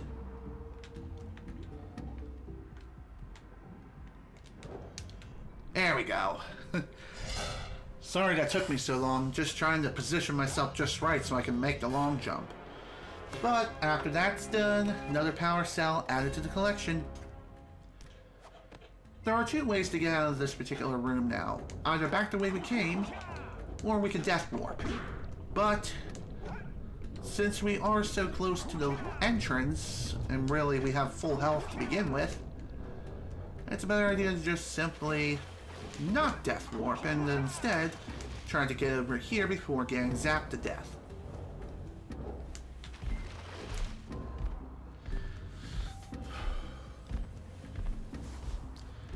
One thing I will definitely say is that waiting for the cycles to go through in this with the electric water can be a bit problematic, but really it's not too bad. It's just a matter of patience and timing. You see that weird slope right there? That is a slide and one of the points of no return within this level. So before we head down that slide, there is one other place I would like to go. That is right over here where another power cell lies in the open as I get zapped again. And I'm going to die. Yep. God damn it. If you fall in that electric water, then more than likely you will be zapped to death. Unless you have the fourth hit, in which case you may still have a chance to make it back to shore before dying, but it's not very likely. Especially considering the fact that Jak just swims so dang slow.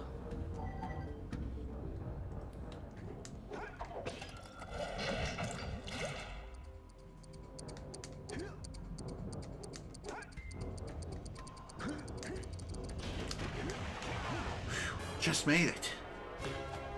There we go. That's another power cell added to the collection. And if you want to get back, just hit this switch up here and take the platforms back. I don't even know why I couldn't grab onto the ledge there. I don't know what the hell that was about. Anyway, onto the slide! Whee! And goddammit, I might as well kill KMS now. And there we go. Thankfully, when you start sliding down, that marks a checkpoint, like at the very top of the slope.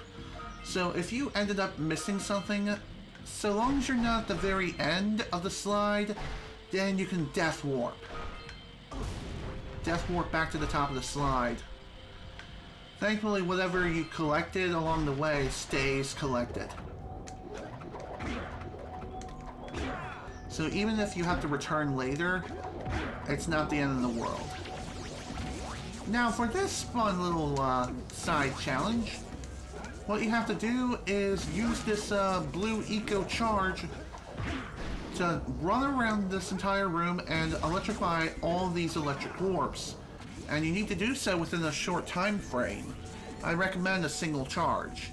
Doing so will open up this mechanical structure, allowing you to return to the surface. And upon returning to the surface, a power cell will spawn. And that's exactly what I'm going to do. But again, thankfully, if you do choose to return to the surface with this piece of machinery, you can return to the ocean floor with this thing too. So that's nice. So it kind of acts like a shortcut in a sense, but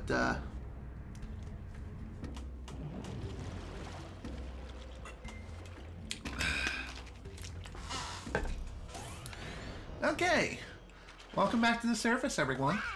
You raised a piece of the underwater ruins to the surface. It seems you can use eco in ways we've never seen before. A power cell surfaced with the room. Climb up there and get it. Sure did. I'm gonna go ahead and grab it momentarily. But those last couple precursor orbs that are up here were the last few orbs that we needed. And there we go. Another power cell added to the collection. And so it's time to return to the ocean floor. Whee! Back down we go. I believe if you return to the surface via the normal route, then I think this thing returns back to the surface as well. Though I never really fact-checked that. I think once you return to the surface with this thing, then you can use it as a means of a shortcut to return here. If you really want to.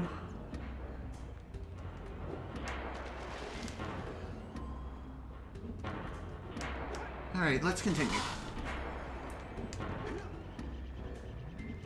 Within this room, it's a very small room. And there's Scout Fly number 7. Easy peasy lemon squeezy. Yeah. And another slide. Hooray! I love these slides. Let's go.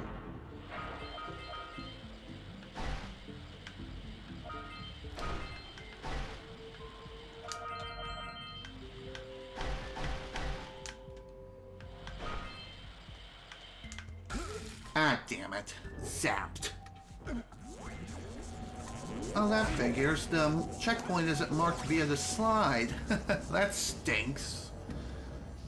Funny enough, I never even died on the slide before, so I never really knew. Oh well, what can you do?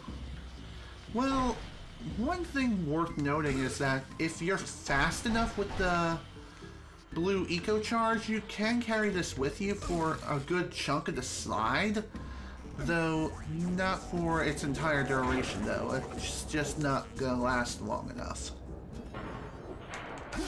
Damn it.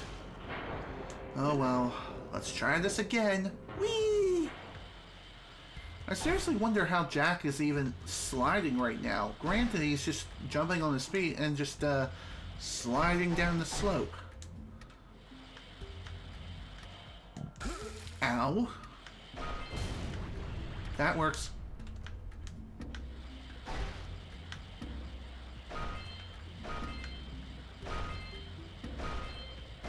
Hit.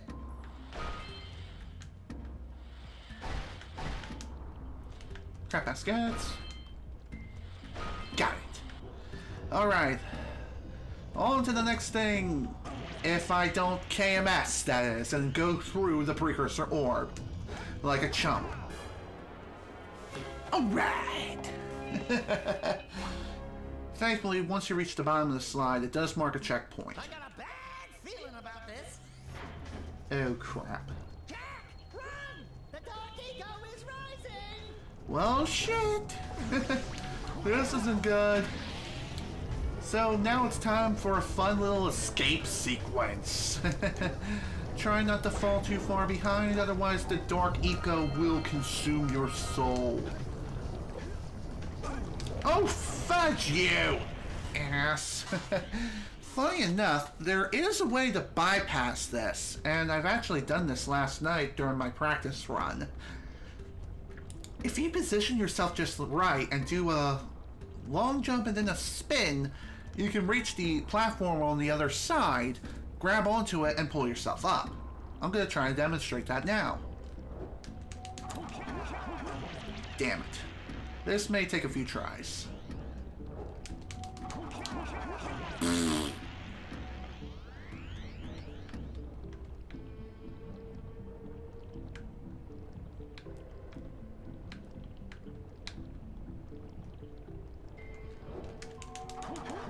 I'm telling you, it's possible to make this. See what I mean? There we go. Now we don't need to worry about the dark eco whatsoever. And we can just continue on our merry way like nothing ever happened. And if we fall, then worst thing that can happen is just we receive damage from fall damage, of course. And this is how you cheese this escape sequence section. So now you can just simply take your time and go up the escape tube without worrying about being consumed by dark eco. Whee! And really, there's no difference between escaping via the legitimate method or even through glitching it, so you don't even need to worry about the dark eco rising from under your feet whatsoever. I am serious. No difference. At all. Alright, that's all the Precursor orbs for the level. I think the first time you get through that section, if you did it legitimately, then Daxter has some lines of dialogue, but if you glitched your way through and completed normally, then he has no lines whatsoever. So, let's see. Yep, all done here. And we're at 63% completion. Upon exiting the tube escape section, you will return to the first slide slope area. So, only one thing left to do now. And that is... Better you than me. Wait, I could have just went down that slide again. Oops. And just returned to the surface that way. That probably would have been faster than trying to return to the entrance. Why didn't I think of this sooner? I don't know. I'm probably, probably not thinking. That's possible. Very, very possible.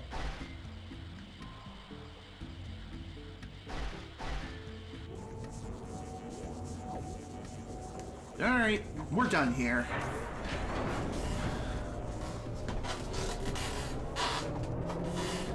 We're done here. We're done with this level, so now let's return to the surface.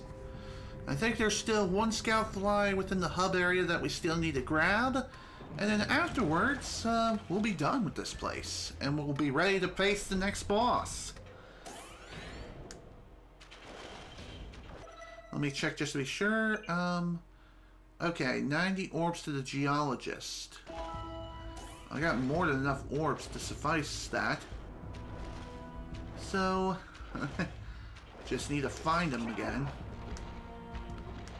Wait, is the geologist a researcher who I ran into before? I think it is. So, oops.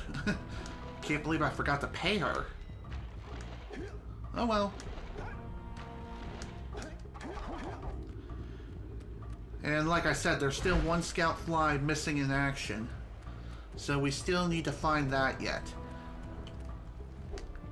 As far as where it is, not too sure at the moment. Here's a power cell we agreed upon. Thanks, dude. Thank you for the power cell. Much needed. Much, much needed. And with that, we're up to 65 power cells now. That is awesome. And here we are. Here's the last scout fly. I say as I completely missed the box twice. Alright. Let me make sure everything is fully completed before we move on, which I'm pretty sure we are finished. Yes. Yes. Yes. And yes. Precursor orb count. All accounted for. Perfect. So now we're up to 64%. I can't believe we're over the halfway mark in the game already and we're at the 2-hour mark. That is awesome. So now that every level here is complete, we can now head on off and fight the next boss. So let's head on over to this levitation cannon thingy and fire her up. Great! You have the cells for the machine. They ought to provide enough power to lift that boulder. There we go. Now be careful facing that monster lurker at the top. Wait! I'll stay here and protect Kira. Jack, I think you're ready to handle that monster without... Oh, really heroic of you. Oh, Kira, you sure know how to burn someone. Anyway, time to head off to the next boss, and this guy can be a bit of a pain to work with. And even during my practice playthrough with this, I had some trouble against him too. Here he is.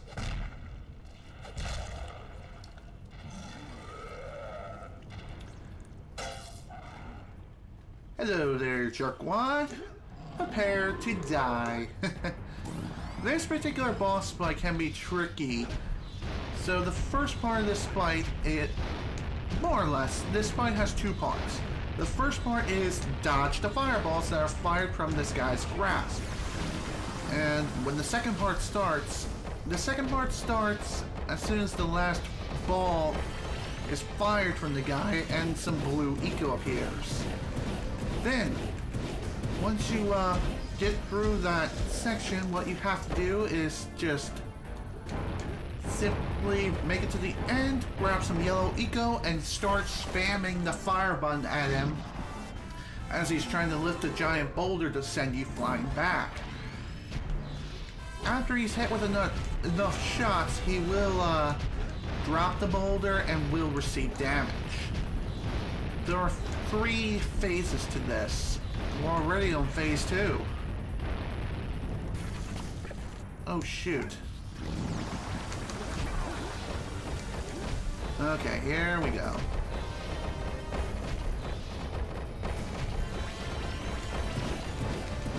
Wait, why am I hitting the freaking ground?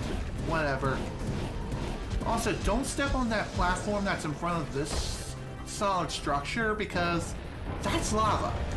That is hot molten lava made in solid form. Upon touching it, I believe you will die instantly. Same holds true if you fall into the lava. Now this particular part of the fight can be really stressful and really is the hardest part. And the reason for that is because he fires so damn fast that it can be pretty difficult to predict where the rocks are going to land. And more times than not, they will hit you, which absolutely blows. Also, welcome back, Armando. we're pretty much finishing up this second area now, getting ready to head to Area 3.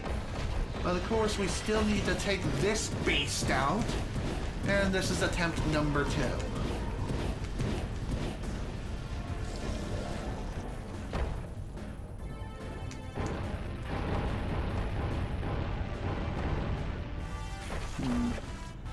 Okay. Okay, dude. Fire your balls of doom. Thanks, dude. Each time this fight progresses to the different phases, these meteors just come at you so much more quickly. Oh, come on, game! Really? You had to do that. God, I hate that shit. It's like Jak jumps into the air whenever he grabs any sort of eco power-up. Like, yeah, I'm powered up now. And for whatever reason, that jump can just completely screw you over. So, yeah, that's just stupid. It really, really is.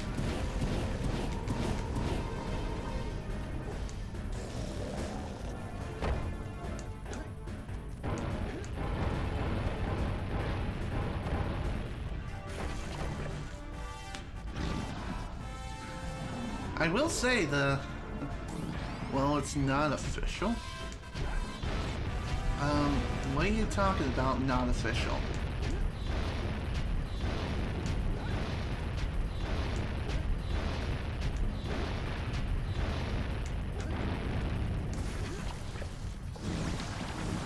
There we go. As we resummon these platforms after grabbing the blue eco, more and more pieces will become completely destroyed, so it will be a little bit harder to get through, but thankfully it's not too bad. It honestly is, and it requires just a bit more platforming than what you're used to. And can't go on a date with your girlfriend, said no. And another email. It looks like I have 2 of them. Alright, time for this last part of the fight.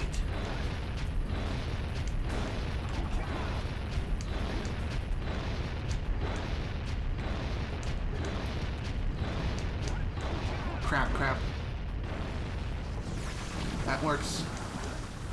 I'll gladly use my iframes to save myself.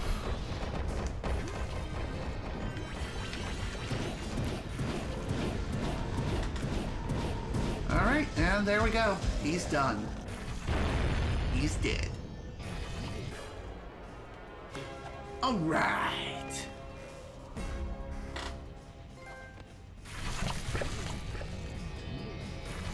Declawed. Great work! The people of Rock Village are breathing a collective sigh of relief. But there's no time to celebrate. Use your zoomer to navigate the mountain pass up ahead. Be careful. It looks like the lurkers have rigged the whole pass with explosives. When you reach the volcanic crater, be sure to visit the Red Sage's lab and activate the teleport gate so that Father and I can join you. Sure, sounds good. Alrighty folks, time for another fun level. Unlike Fire Canyon, which only had like two power cores to worry about, in the Mountain Pass there's actually 4. The first task is here. Oh my! Those lurkers must be headed for a detonator at the end of the canyon. If they reach it before you do, they'll blow up the entire pass. You've got to beat them there and destroy the detonator, or it's all over. Okay, thanks dude. So our first task is a very simple task. We need to race through this entire mountain pass and beat those diaper-wearing goblins. Diaper-wearing goblins all the way to the end of the mountain pass and beat them to their detonator master. If they inform their master to detonate the mountain pass, then unfortunately, it's bad news bears for you. So in other words, you will fail and you will die. it's game over. And if you hit any of these explosive barrels here, even just by touching them with like the lightest touch, they will explode and instantly kill you, which is really, really bad. So what I recommend you do first is not worry about any scout flies, and if you miss any precursor orbs along the way, don't worry about it. Just concentrate on making it to the end of the freaking canyon and defeating their master. Alright. Alright. Zoom zoom. Good work! You beat them to the detonator. The Red Sage's lab is just ahead. Go turn on the teleport gate so we can join you. Sounds good. But, of course, there's still some other things I would like to pick up first. Mainly precursor orbs that I completely missed, just due to the fact that I was under a stressful time limit. And just like with Fire Canyon, there are no checkpoints with this entire course, not until you reach the end. Once you reach the end of the this mountain pass, then a checkpoint is marked at the very end. It is possible to go back through with the zoomer, and you should be perfectly fine. So if you missed anything on your first run, like the scout flies for example, then you can easily just make a UE at the very end of the canyon after picking up the power cell. I almost called it a power core, but after picking up the power cell at the end of the mountain pass, then you should be able to just simply cruise your way back and collect whatever else you missed.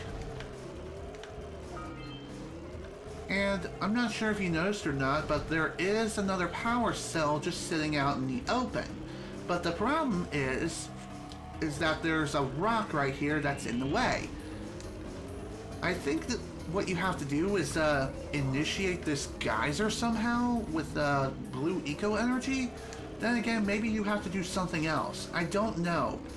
But during my practice playthrough last night, I couldn't quite figure out how to do it legitimately, so I came up with the idea of glitching over the rock.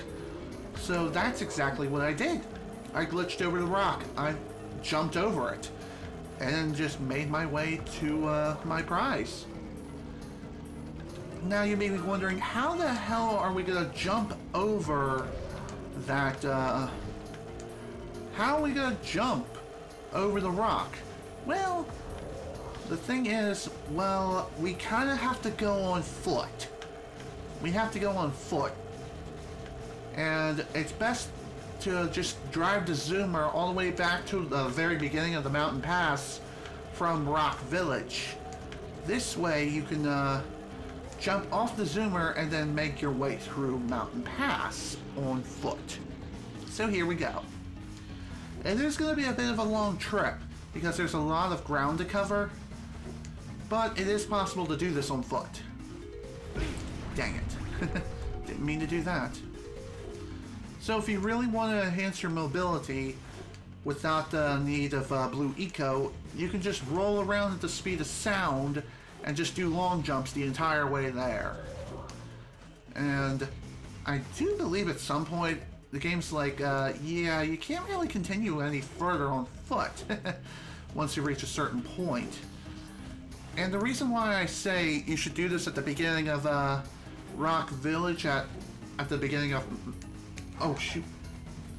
At the beginning of Rock Village is because if you try to do it within the beginning of Area 3, then there will be no way for you to get back to the mountain pass that way. At least as far as I'm aware, unless there's someone out there who can perform like some sort of a super special long jump that allows you to traverse the gap and get a high enough height to make it over.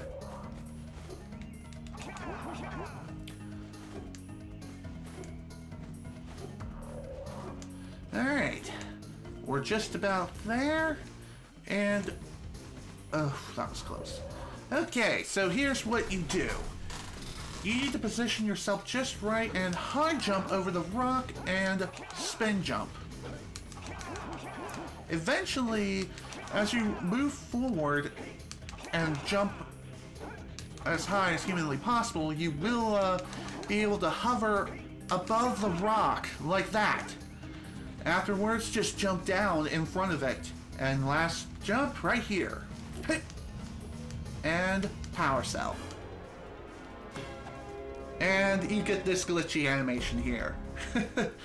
And the reason for that is because you're not intended to get the power cell that way on foot. So, yeah, that kind of sucks. Alrighty, we're done. Looks like it hurt. Should I call for backup? No thanks, Daxter. No need for backup here. However, upon returning to this point to drop off the zoomer, you will have to go back through the mountain pass again and start from the very beginning, which kind of stinks, but that's okay. You don't even need to worry about any sort of time constraints whatsoever, so that's good. You can just simply cruise right through here without an issue.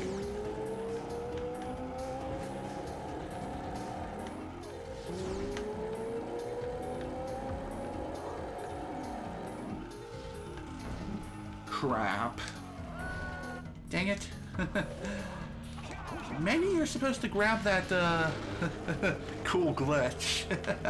Thank you. I found it myself. Granted, I'm pretty sure it's, public knowledge, but even so. By public knowledge, I mean, like, it's, common knowledge. It's pretty easy to execute the glitch, which I find very surprising. Like, really, really easy to execute. I figured I'd try something, and I'm glad that it worked.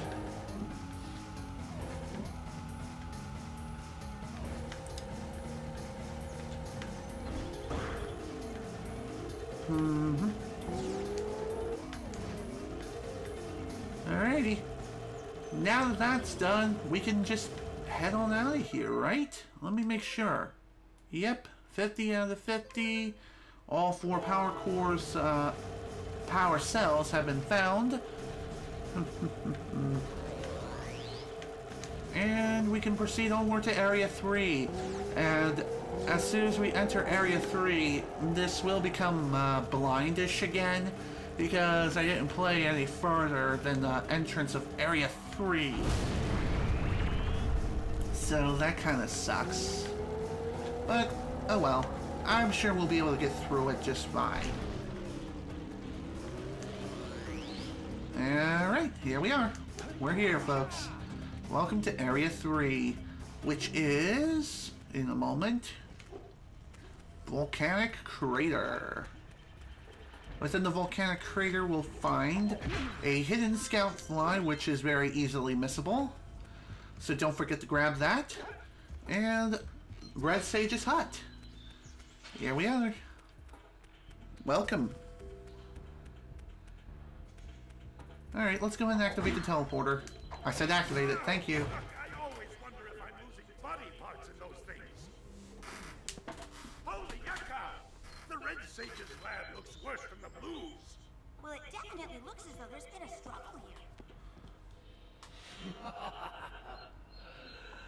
I'd hardly call it struggle. Would you, dear sister? Certainly not. The Red Sage gave up with so little effort. No fun at all. Doll? Is that you? You've finally gone off the deep end, eh? And Maya, I told you the Dark Eco would affect you both. Nobody ever listens to old Samos. What have you two done with the Blue and Red Sages? Don't worry about your colorful friends, you old fool. They're perfectly safe in our citadel. Our special guests. They have graciously agreed to help us on a little project. You were wrong, Samos. Dark Eco can be controlled. We've learned its secrets, and now we can reshape the world to our liking. You can't control Dark Eco by itself. Even the Precursor. Until now, we've had to scrape by with what little Dark Eco we could find near the surface. But soon, we will have access to the vast stores of Dark Eco hidden deep underground. Not the silos. Yes, the silos. They will be opened, and all the Dark Eco of the world will be ours. But that's impossible. Only a Precursor robot. Oh, don't look so upset, Samos. We've got big plans for you.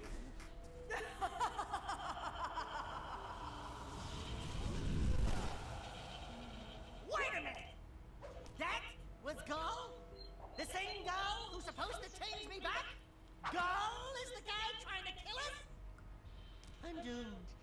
We may all be doomed. If they open the silos, the Dark Eco will twist and destroy everything it touches. We simply must get to their citadel to stop them. The fastest way there is through the lava tube at the bottom of this crater. A few more power cells and your Zoomer's heat shield should get you across the lava safely. All right, my boy. You know what to do. Take the flea bag and go round up more power cells. Okay, so plot twist. Gull is the bad guy and the main villain. So that kind of sucks. Looks like Daxter's gonna be staying in this swarm for all time. So sad. Oh well. Hey guys, keep collecting power cells. They're the key to continuing our journey north. Thanks, dude. Thank you for being super obvious. Great balls of eco. There seems to be a large lurker presence in the spider caves. Great. Sounds like a real cheery place. Let me guess. There are spiders in the spider caves, right? Of course there are spiders in spider caves. But that's the least of your problems. The lurkers are after crystals of concentrated Dark Eco. You've got to destroy the crystals before those monsters get their hands on them. Up to it! Will do.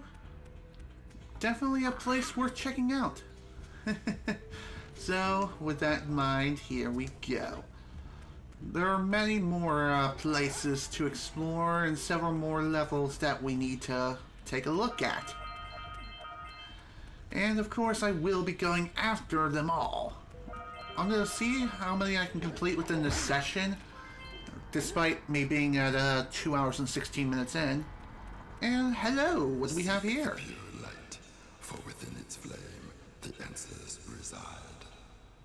You can gain my power cells by bringing 120 precursor orbs for each. Okay, sounds good. Here you go. I've obtained another power cell. Alright. Here you go. Effort, a power cell is the reward. Thanks, man. I can always use more power cells. Huh. 140 left. Let's see, how many precursor orbs are there in this place? I'm gonna guess 50, just like before. Yes. And with that, we're up to 70% completion. My god. And I did not mean to do that. Here I am trying to exit out of the game by doing something dumb. By exit the game, I mean return to the game itself and keep playing. Yep, 120 precursor orbs per power cell from the precursor statues. So in grand total, you need 240 for both power cells. Activated the gondola. It can take you to Snowy Mountain. Use it whenever you want. Great, thanks, dude. I think. Hey guys, by my calculations, it's going to take 72 power cells to fuel the heat shield against the lava on the way to Gaul and Maya's citadel. Okay, thanks. Thanks for the information. So in order to continue, we have just enough power cells, so we could proceed onward to Area 4. Like right now, if we wanted to. But I am not going to be doing that because, like I said, this is a 101% playthrough, and therefore, we still have a lot of work to do. On the card, please. Thank you. New level, lava tube. Within that level, I really don't know what to expect there. Probably gonna be one of those vehicle levels. Speaking of which, back in Rock Village, we had a vehicle level where we had to drive the Zoomer to and from each and every single place. Yeah, I believe there are about 2 or 3 levels like that in the game, where you have to drive your vehicle the entire time you're there. Oh, hello. We have some friendly faces here. Who are you? Hey, Gordy, I think we got visitors. You think, Willard? Howdy, strangers. Passing through? Us too. Well, we gotta be moving on. Nothing to see here. I thought you said this was a priceless gem worth... Willard! Actually, we want power cells, not gems. We got 4 of them. You want them? What Birdbrain here is trying to say is, we may have a few power cells laying around, and we might be willing to part with them for 90 orbs each. Where have I heard that before? Hey, how do you two geniuses expect to get that big gem out of here anyway? Well, smarty pants, we got 12 more years of digging to figure that out. Gordy, wouldn't it take less time if you dug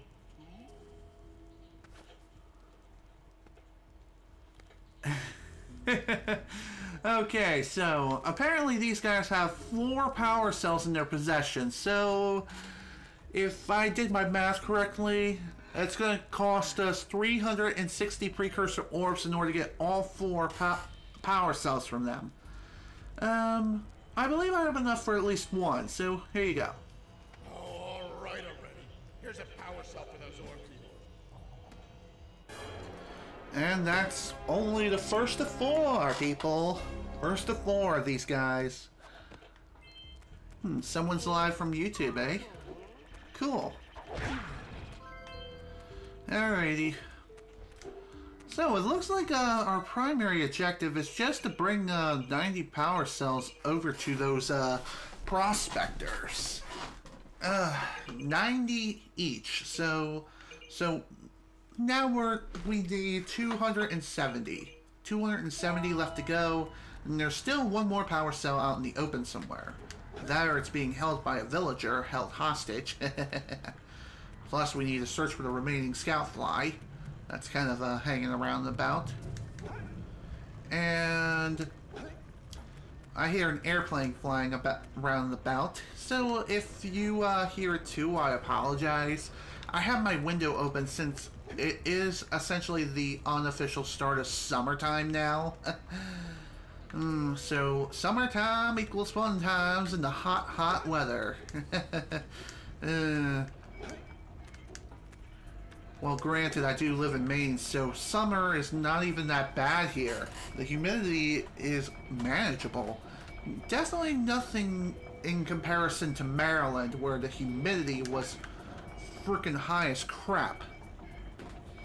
360? Yes. 360 power cells.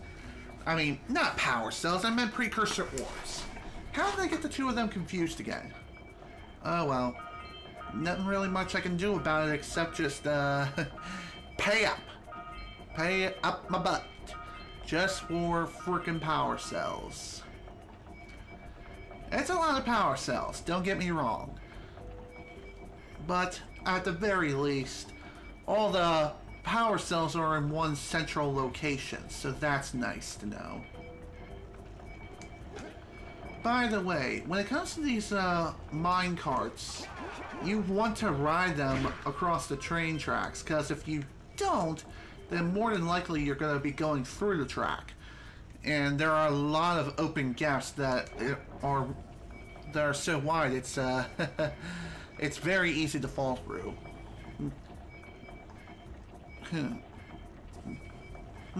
You live in Georgia and it's 90 degrees. Wow. So, really, the only advice I can offer here is just to stay hydrated, keep drinking lots and lots of water. trust me, the last thing you want on your plate is dehydration. It's not fun being dehydrated at all.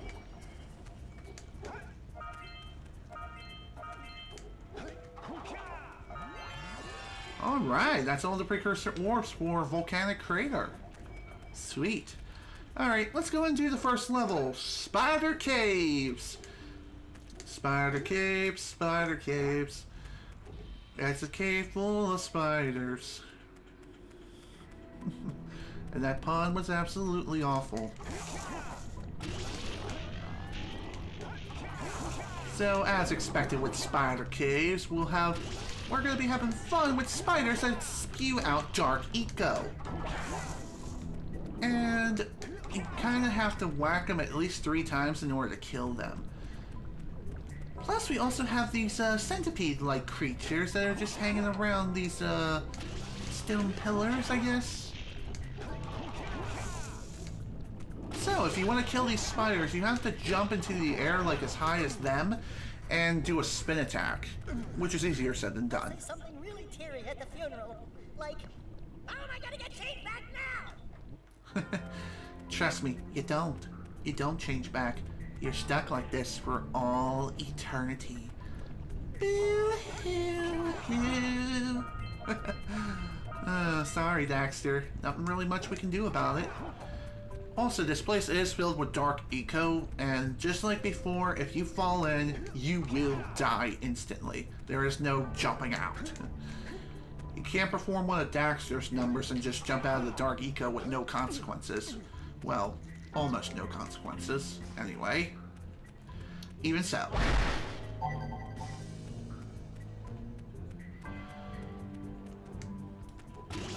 Spider Cave, in my honest opinion, is definitely one of the hardest places to get through and complete fully 100%. There are a lot of really arbitrary tasks that you must take care of within this place, and it can be a bit problematic and really, really difficult.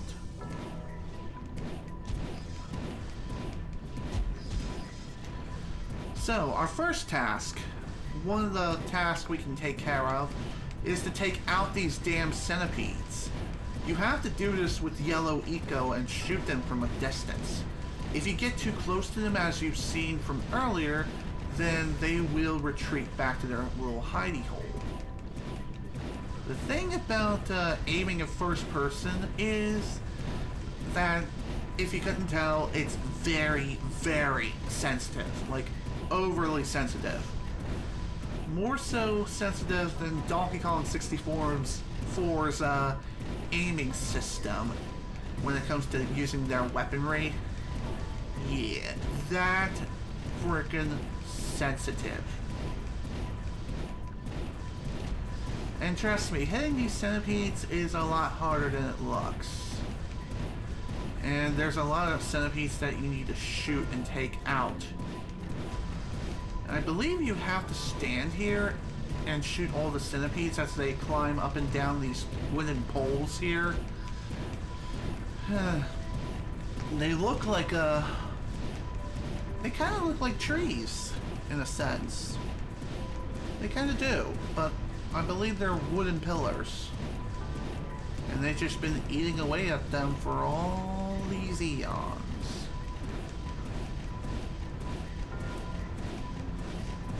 Funny enough, these centipedes take a lot of shots to take down. Like, how many shots exactly? I say at least 2 or 3.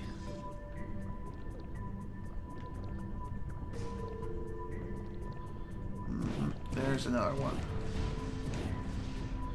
If you're unable to reach a certain centipede and your viewpoint is blocked, don't be afraid to move off of the geyser of yellow eco as it's shooting out and about, and just move on to the next geyser. If you're fast enough, you can make it to one good vantage point and take out the centipedes that way too.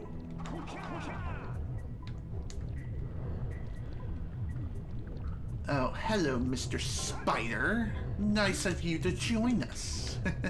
Not.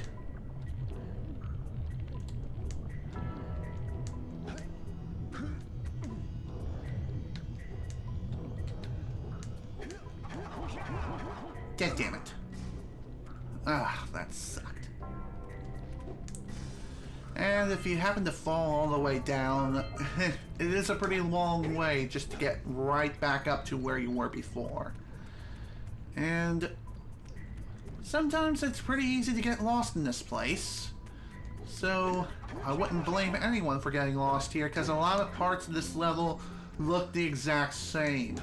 I mean, it is Spider Caves after all. It's a cave.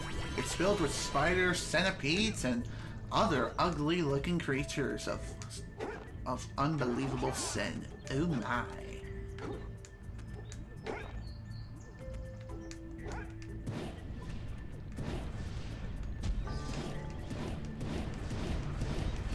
Another centipede right here.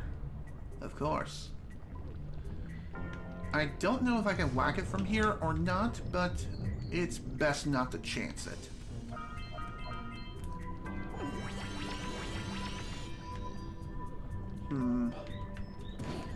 Don't exactly have the best vantage point here, especially with the fact that the damn yellow eco energy has to be spewing out constantly, blocking my view.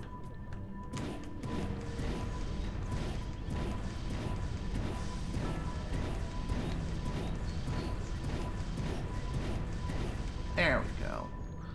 Another centipede down. Did taking out the centipede also release some precursor orbs? Or did I just shoot the holes or something and the precursor orbs came out that way? I don't know. Your guess is as good as mine, people. As we just make our way throughout this spider-infested cave. Okay, platform. I need you to work with me here. Get in sync with the others. Pretty please.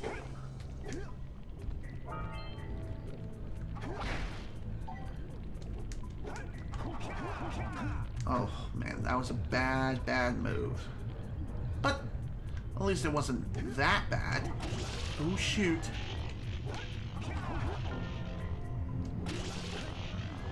Of course. Mr. Spider's like, I ain't gonna let you ride on them platforms so easily, partner. Prepare to die.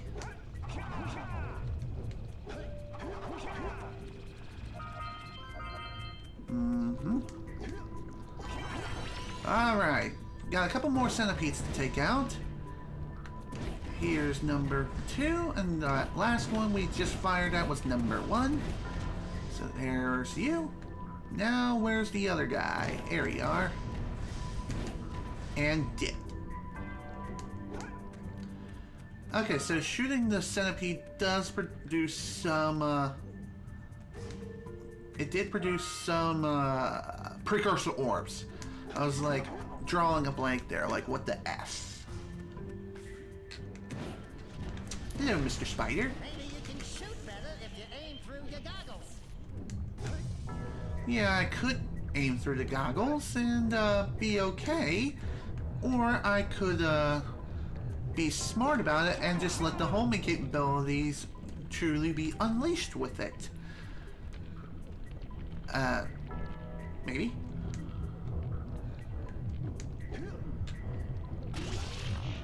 Crud.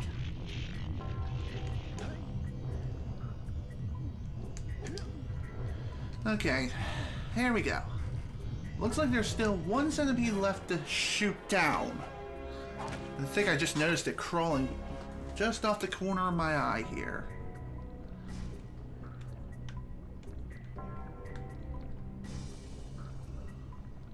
There he is. There's the little bastard. Crap. That hurt a lot. I thought that was a trampoline. Hello, Mr. Spider.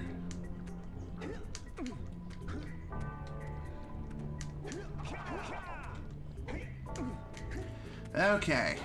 Shooting down this last centipede is probably going to be a pretty tricky ordeal, but since we're so close to this thing, it shouldn't be too bad. There we go. And after taking out all the centipedes, a power orb, no, power cell appears in the middle of the area, in the middle room. Of course, I gotta jump all the way back down though, and I'm dead. Well, good news is, if you end up accidentally KMSing, at least a power orb, power cell, oh my god, why do I keep doing that? Anyway, if you haven't picked this up yet after making it spawn, it'll just respawn back in its original spot. So there you go. No need to worry about having to redo a challenge all over again just because you failed to pick up the power cell.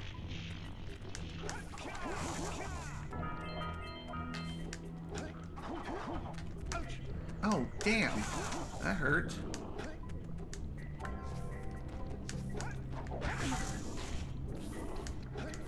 Is he dead yet?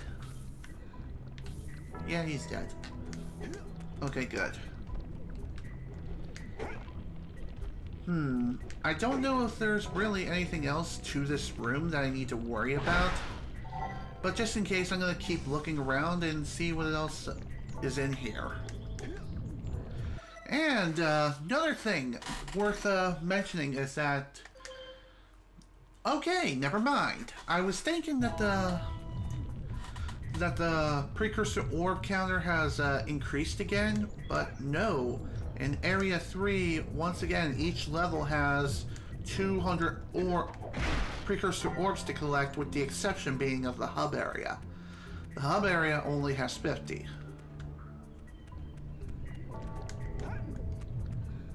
Are you serious, game? I was clearly on the platform and yet you threw me off. God damn it, game. Why must you be such a jerk? Well, whatever. That's okay. Oh my, looks like I'm gonna need to bring some yellow eco in here. Which should be a simple process. All we need to do is just hop onto a geyser. And hello. More of these.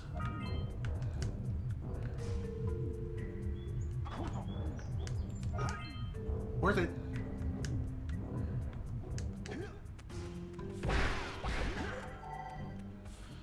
Whew. Okay. Well, I'm definitely glad I found those Precursor orbs. Otherwise, I probably would have had a hell of a time trying to find them later.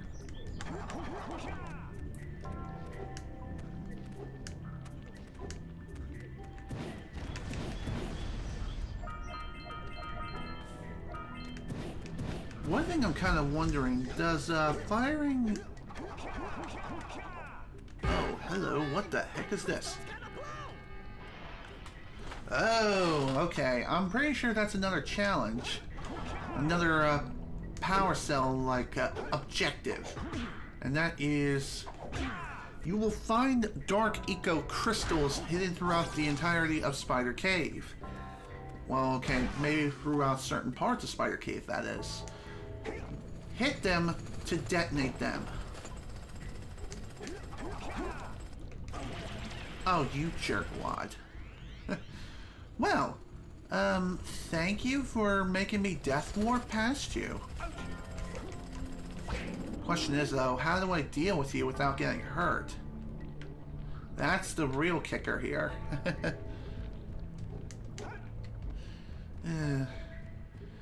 Alright, welcome to basically the hardest part of Spider Cave, and that is this little factory-like segment right here. Within this place there are a couple of different paths that we can take. One of them leads to death, JK. Instead, it should lead towards this trampoline. Just destroy all the spider eggs as the spiders begin to hatch.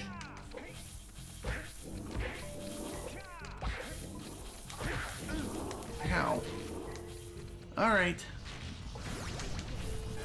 Power cell collected.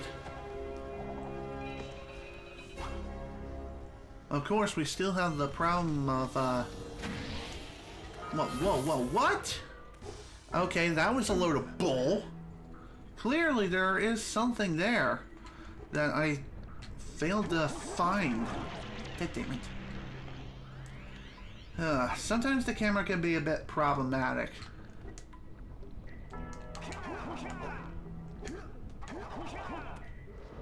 I think we're in a spider's nest here. Nah, you think? I thought I was in Pee-wee's Playhouse. Let's get out of here! Okay.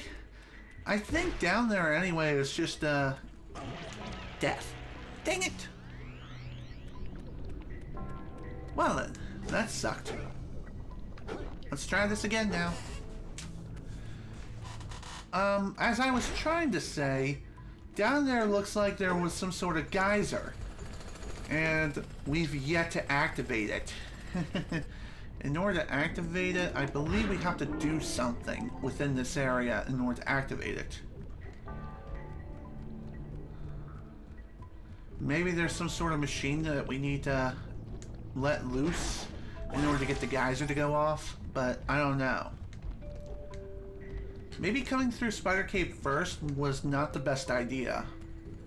But at least this will be a mental note for later if we're forced to return here. And by that I mean we're forced to return back here later.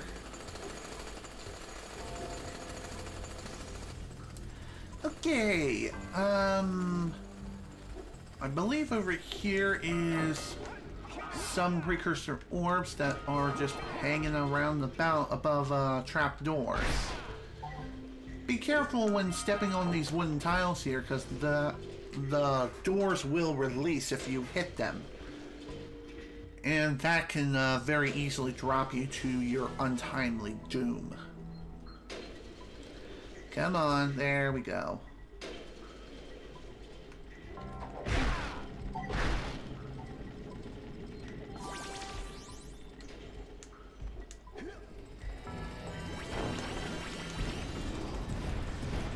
Hello, Yellow Eco. Good to see you. Wow, that was only, Okay. Perhaps if I'm fast enough, I can, make it back to the spider nest. Make it back to the spider nest with the Yellow Eco in tow and start firing that way. I'm gonna give it a shot.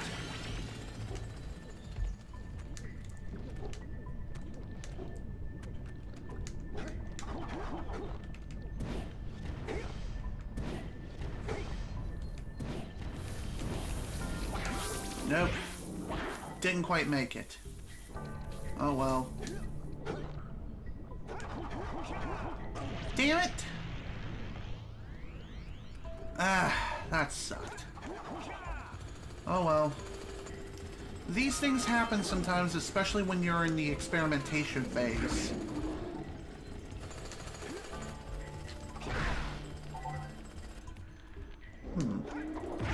So it seems like if you want to take these guys down, you have to wait for their drill to start malfunctioning and then go in for the kill. Thankfully those guys go down in one hit, so it's not that big of a deal. Even so though, it can still be a bit of a pain to work with, though not too bad.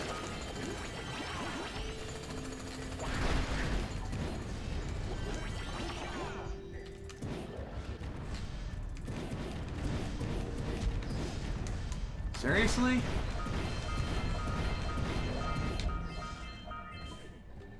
Gimme. There we go. Just what I needed.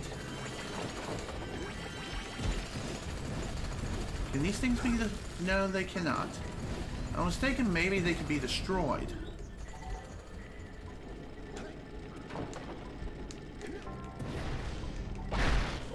Oops. There we go. Oh, come on! Really? You had to do that. You had to be such a freaking jerk. Can I shoot these? Well, I can, but it doesn't really do jack. See what I did there?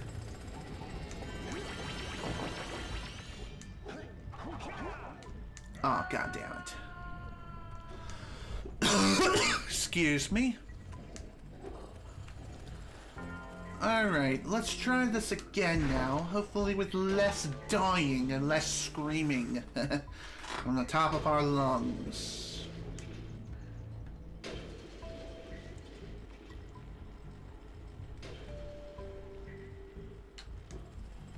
Okay. Let's see what's up here. Looks like nothing really that spectacular. It looks like this is an excavation site for a Precursor robot. Just noticed that now. Not sure why these people want to mess with the Precursor robot in the first place. Like, what the hell? Are they really that interested in the Precursor legacy? I really don't know what the heck's going on here. But there's not really much we can do as far as stopping production is concerned, so we kind of have to roll with the punches. Hello there, how are you? Die. Thank you.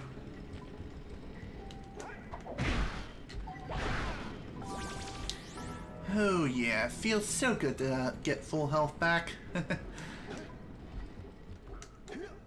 Always does. Well, that could have gone either way. Alright, you see that monkey bar segment over there? Well, I believe we kind of need to go over there at some point, but we need to approach it from like a different angle in order to reach it safely.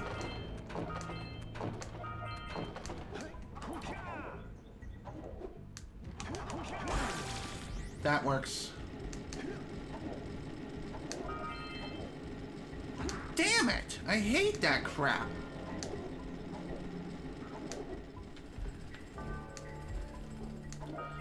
Oddly enough, this particular part is in 2D. Why 2D? Because 2D is fun. I like fun. You know what else I like? Not falling. Dang it. Dang it, man. I don't know why that elevator can't just lift me up all the way to the back to the top level again. Instead, we have to run all the way back around. So dumb.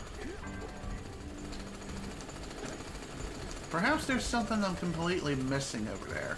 I don't know. But right now, I kind of want to go over here.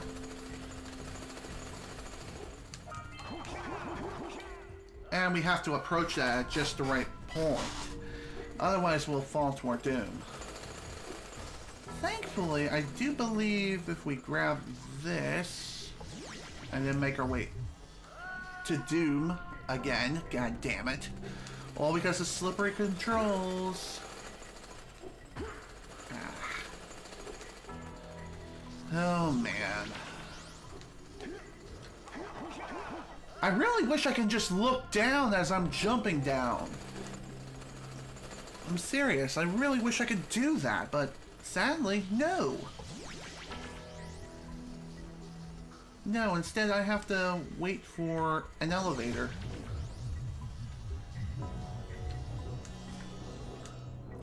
I got a bad camera angle, of course I did. Jak is floating above the ground right now. What the hell, game? What the hell? Damn it. Okay, so you kind of have to jump blindly and pray that you land on the platform.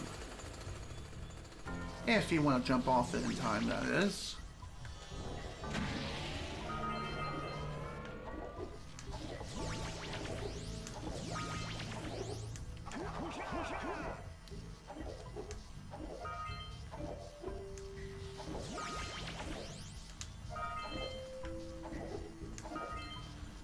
Hit.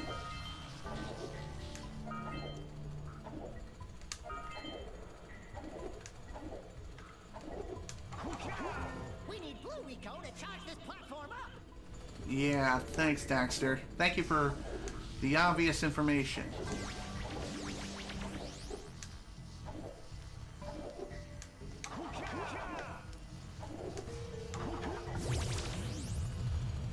Okay. There we go. That's done. Whew. That's only part of the climb, folks. We still got fun! Yay, cheating the system! Gotta say, that is a pretty dang good shortcut, I will say. Crud. Although I completely screwed up the shortcut, though. Dang it. I hate it when I do that shit.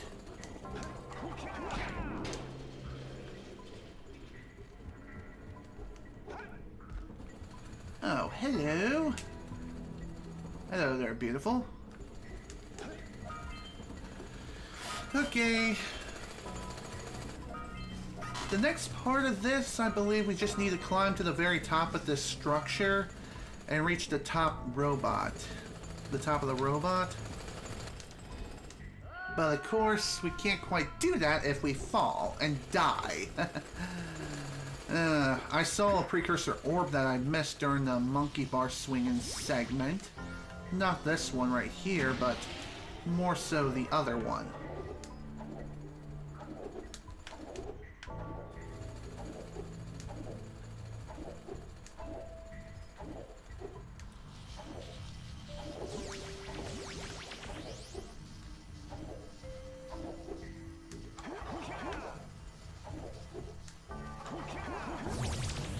That works. That way we can just simply jump back over here.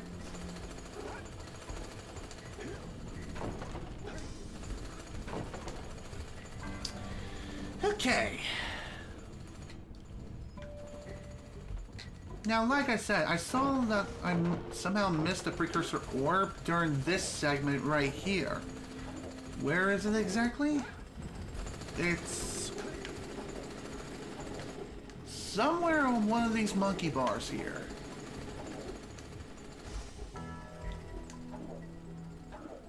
I think. That, or it's down below somewhere.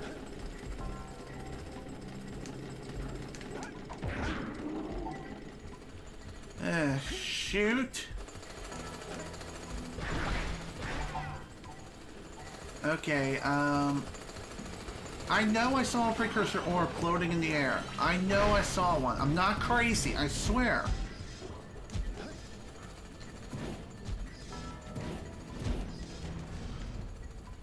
Okay, there it is. It's on the very top path.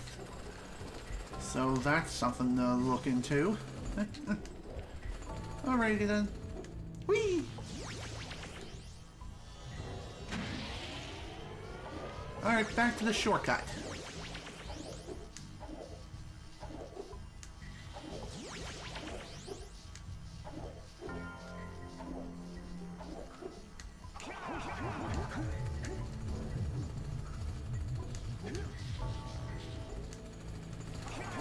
Dang it! Missed the frickin' jump. Now I got a longer climb. Much longer climb than I would like here. Stupid.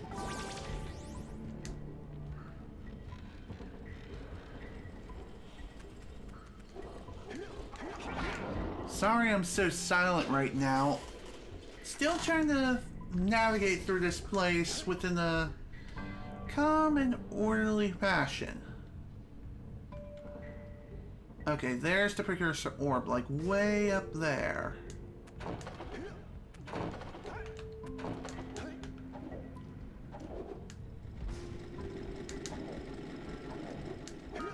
There we go. Well, that takes care of that mystery. Onward to the next part. As I nearly fall again and panic.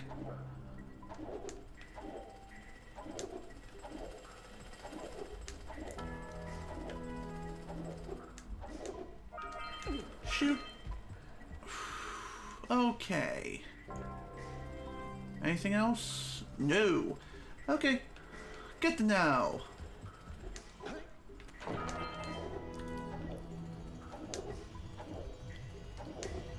And there we go. Trick complete. Phew! That was hairy.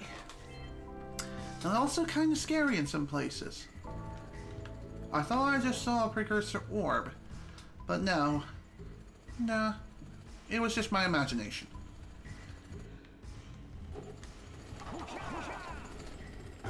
Ow. Well, that sucked. Okay. Now, there's the matter of reactivating the geyser or running fast enough through the spider segment to shoot enough fireballs to hit the frickin' metal box.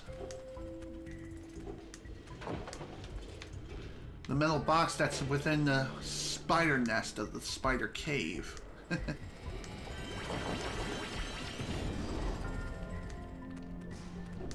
Gotta move fast. And that's not fast enough. Not even close.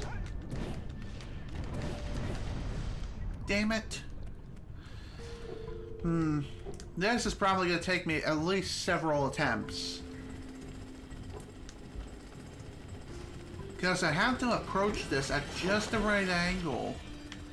I also have to grab all three of these yellow orbs here in order to successfully get through this entire passage and maintain my power. Here we go.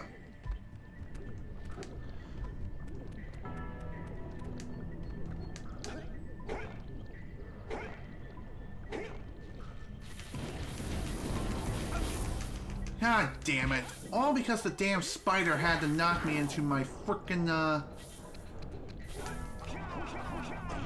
Damn it! How the hell did that happen? No idea. Screw this game.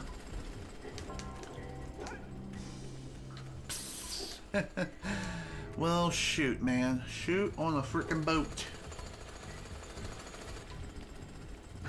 Damn it. Hi.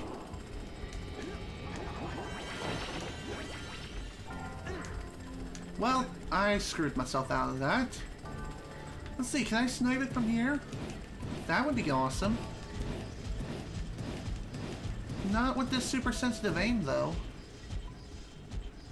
And it looks like those yellow eco orbs have a very limited range. Well, not super limited, but still limited to the point where I kill myself again. But no, more so they only can go so far before they just fizzle out completely.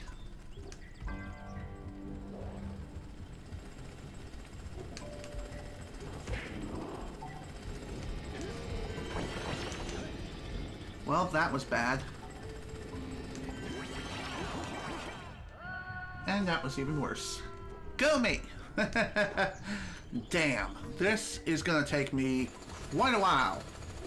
If I can even possibly get this. God damn it!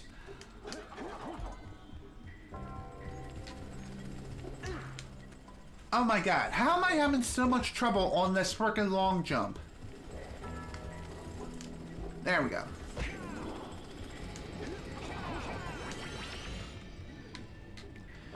Okay, let's try this again one more time.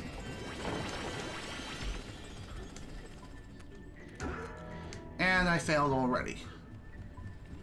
Yay. Oh, man.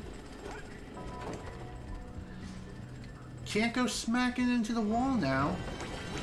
If I do that, then that will probably result in a failure right there.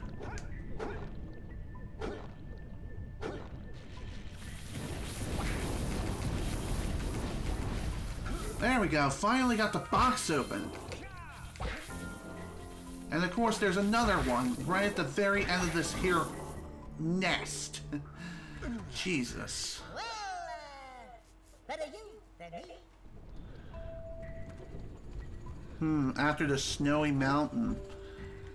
Oh, I see. I think I have to go there in order to be able to fully finish this place. Dark eco crystals. Explore the dark cave. Wow. I still got a long way to go with this place. Only found 4 of the 7 scout flies. There might be a lot more verticality than I realized. Again, I think I have to do something when it comes to that geyser there. I have to activate it and get it up and running. Somehow.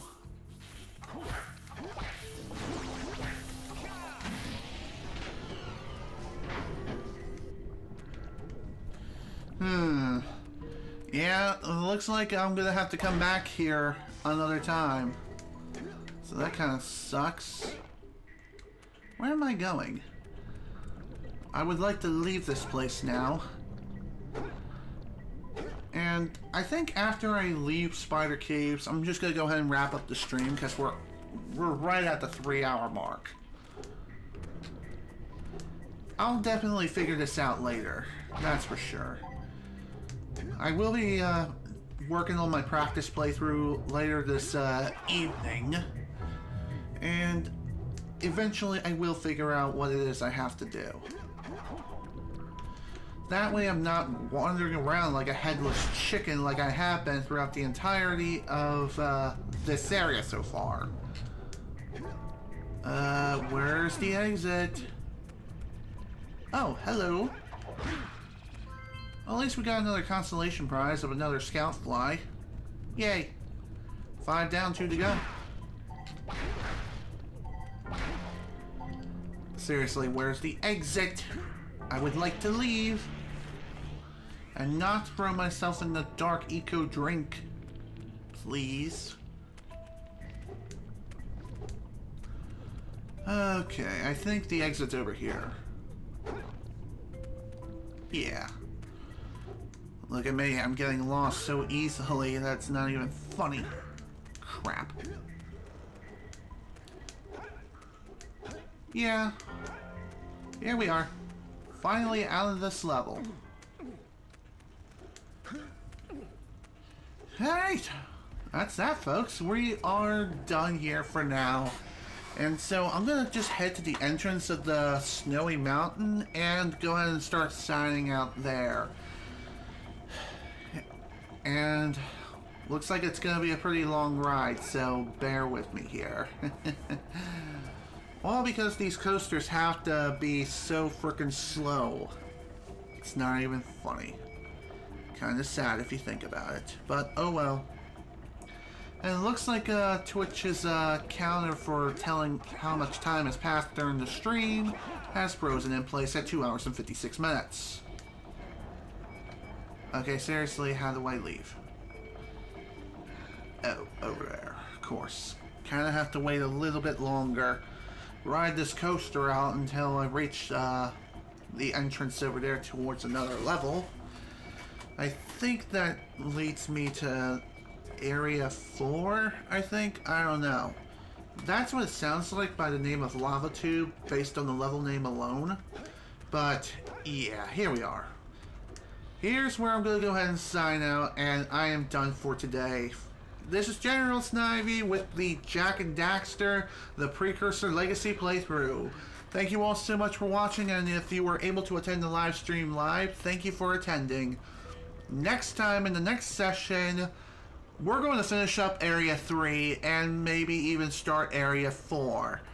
But before we can even finish up Spider Caves and collect what we're missing there, we kind of have to go through Snowy Mountain based on Genji Hound's comment. So, once again, thank you all so much for watching. If you all enjoyed, and I will see you all next time.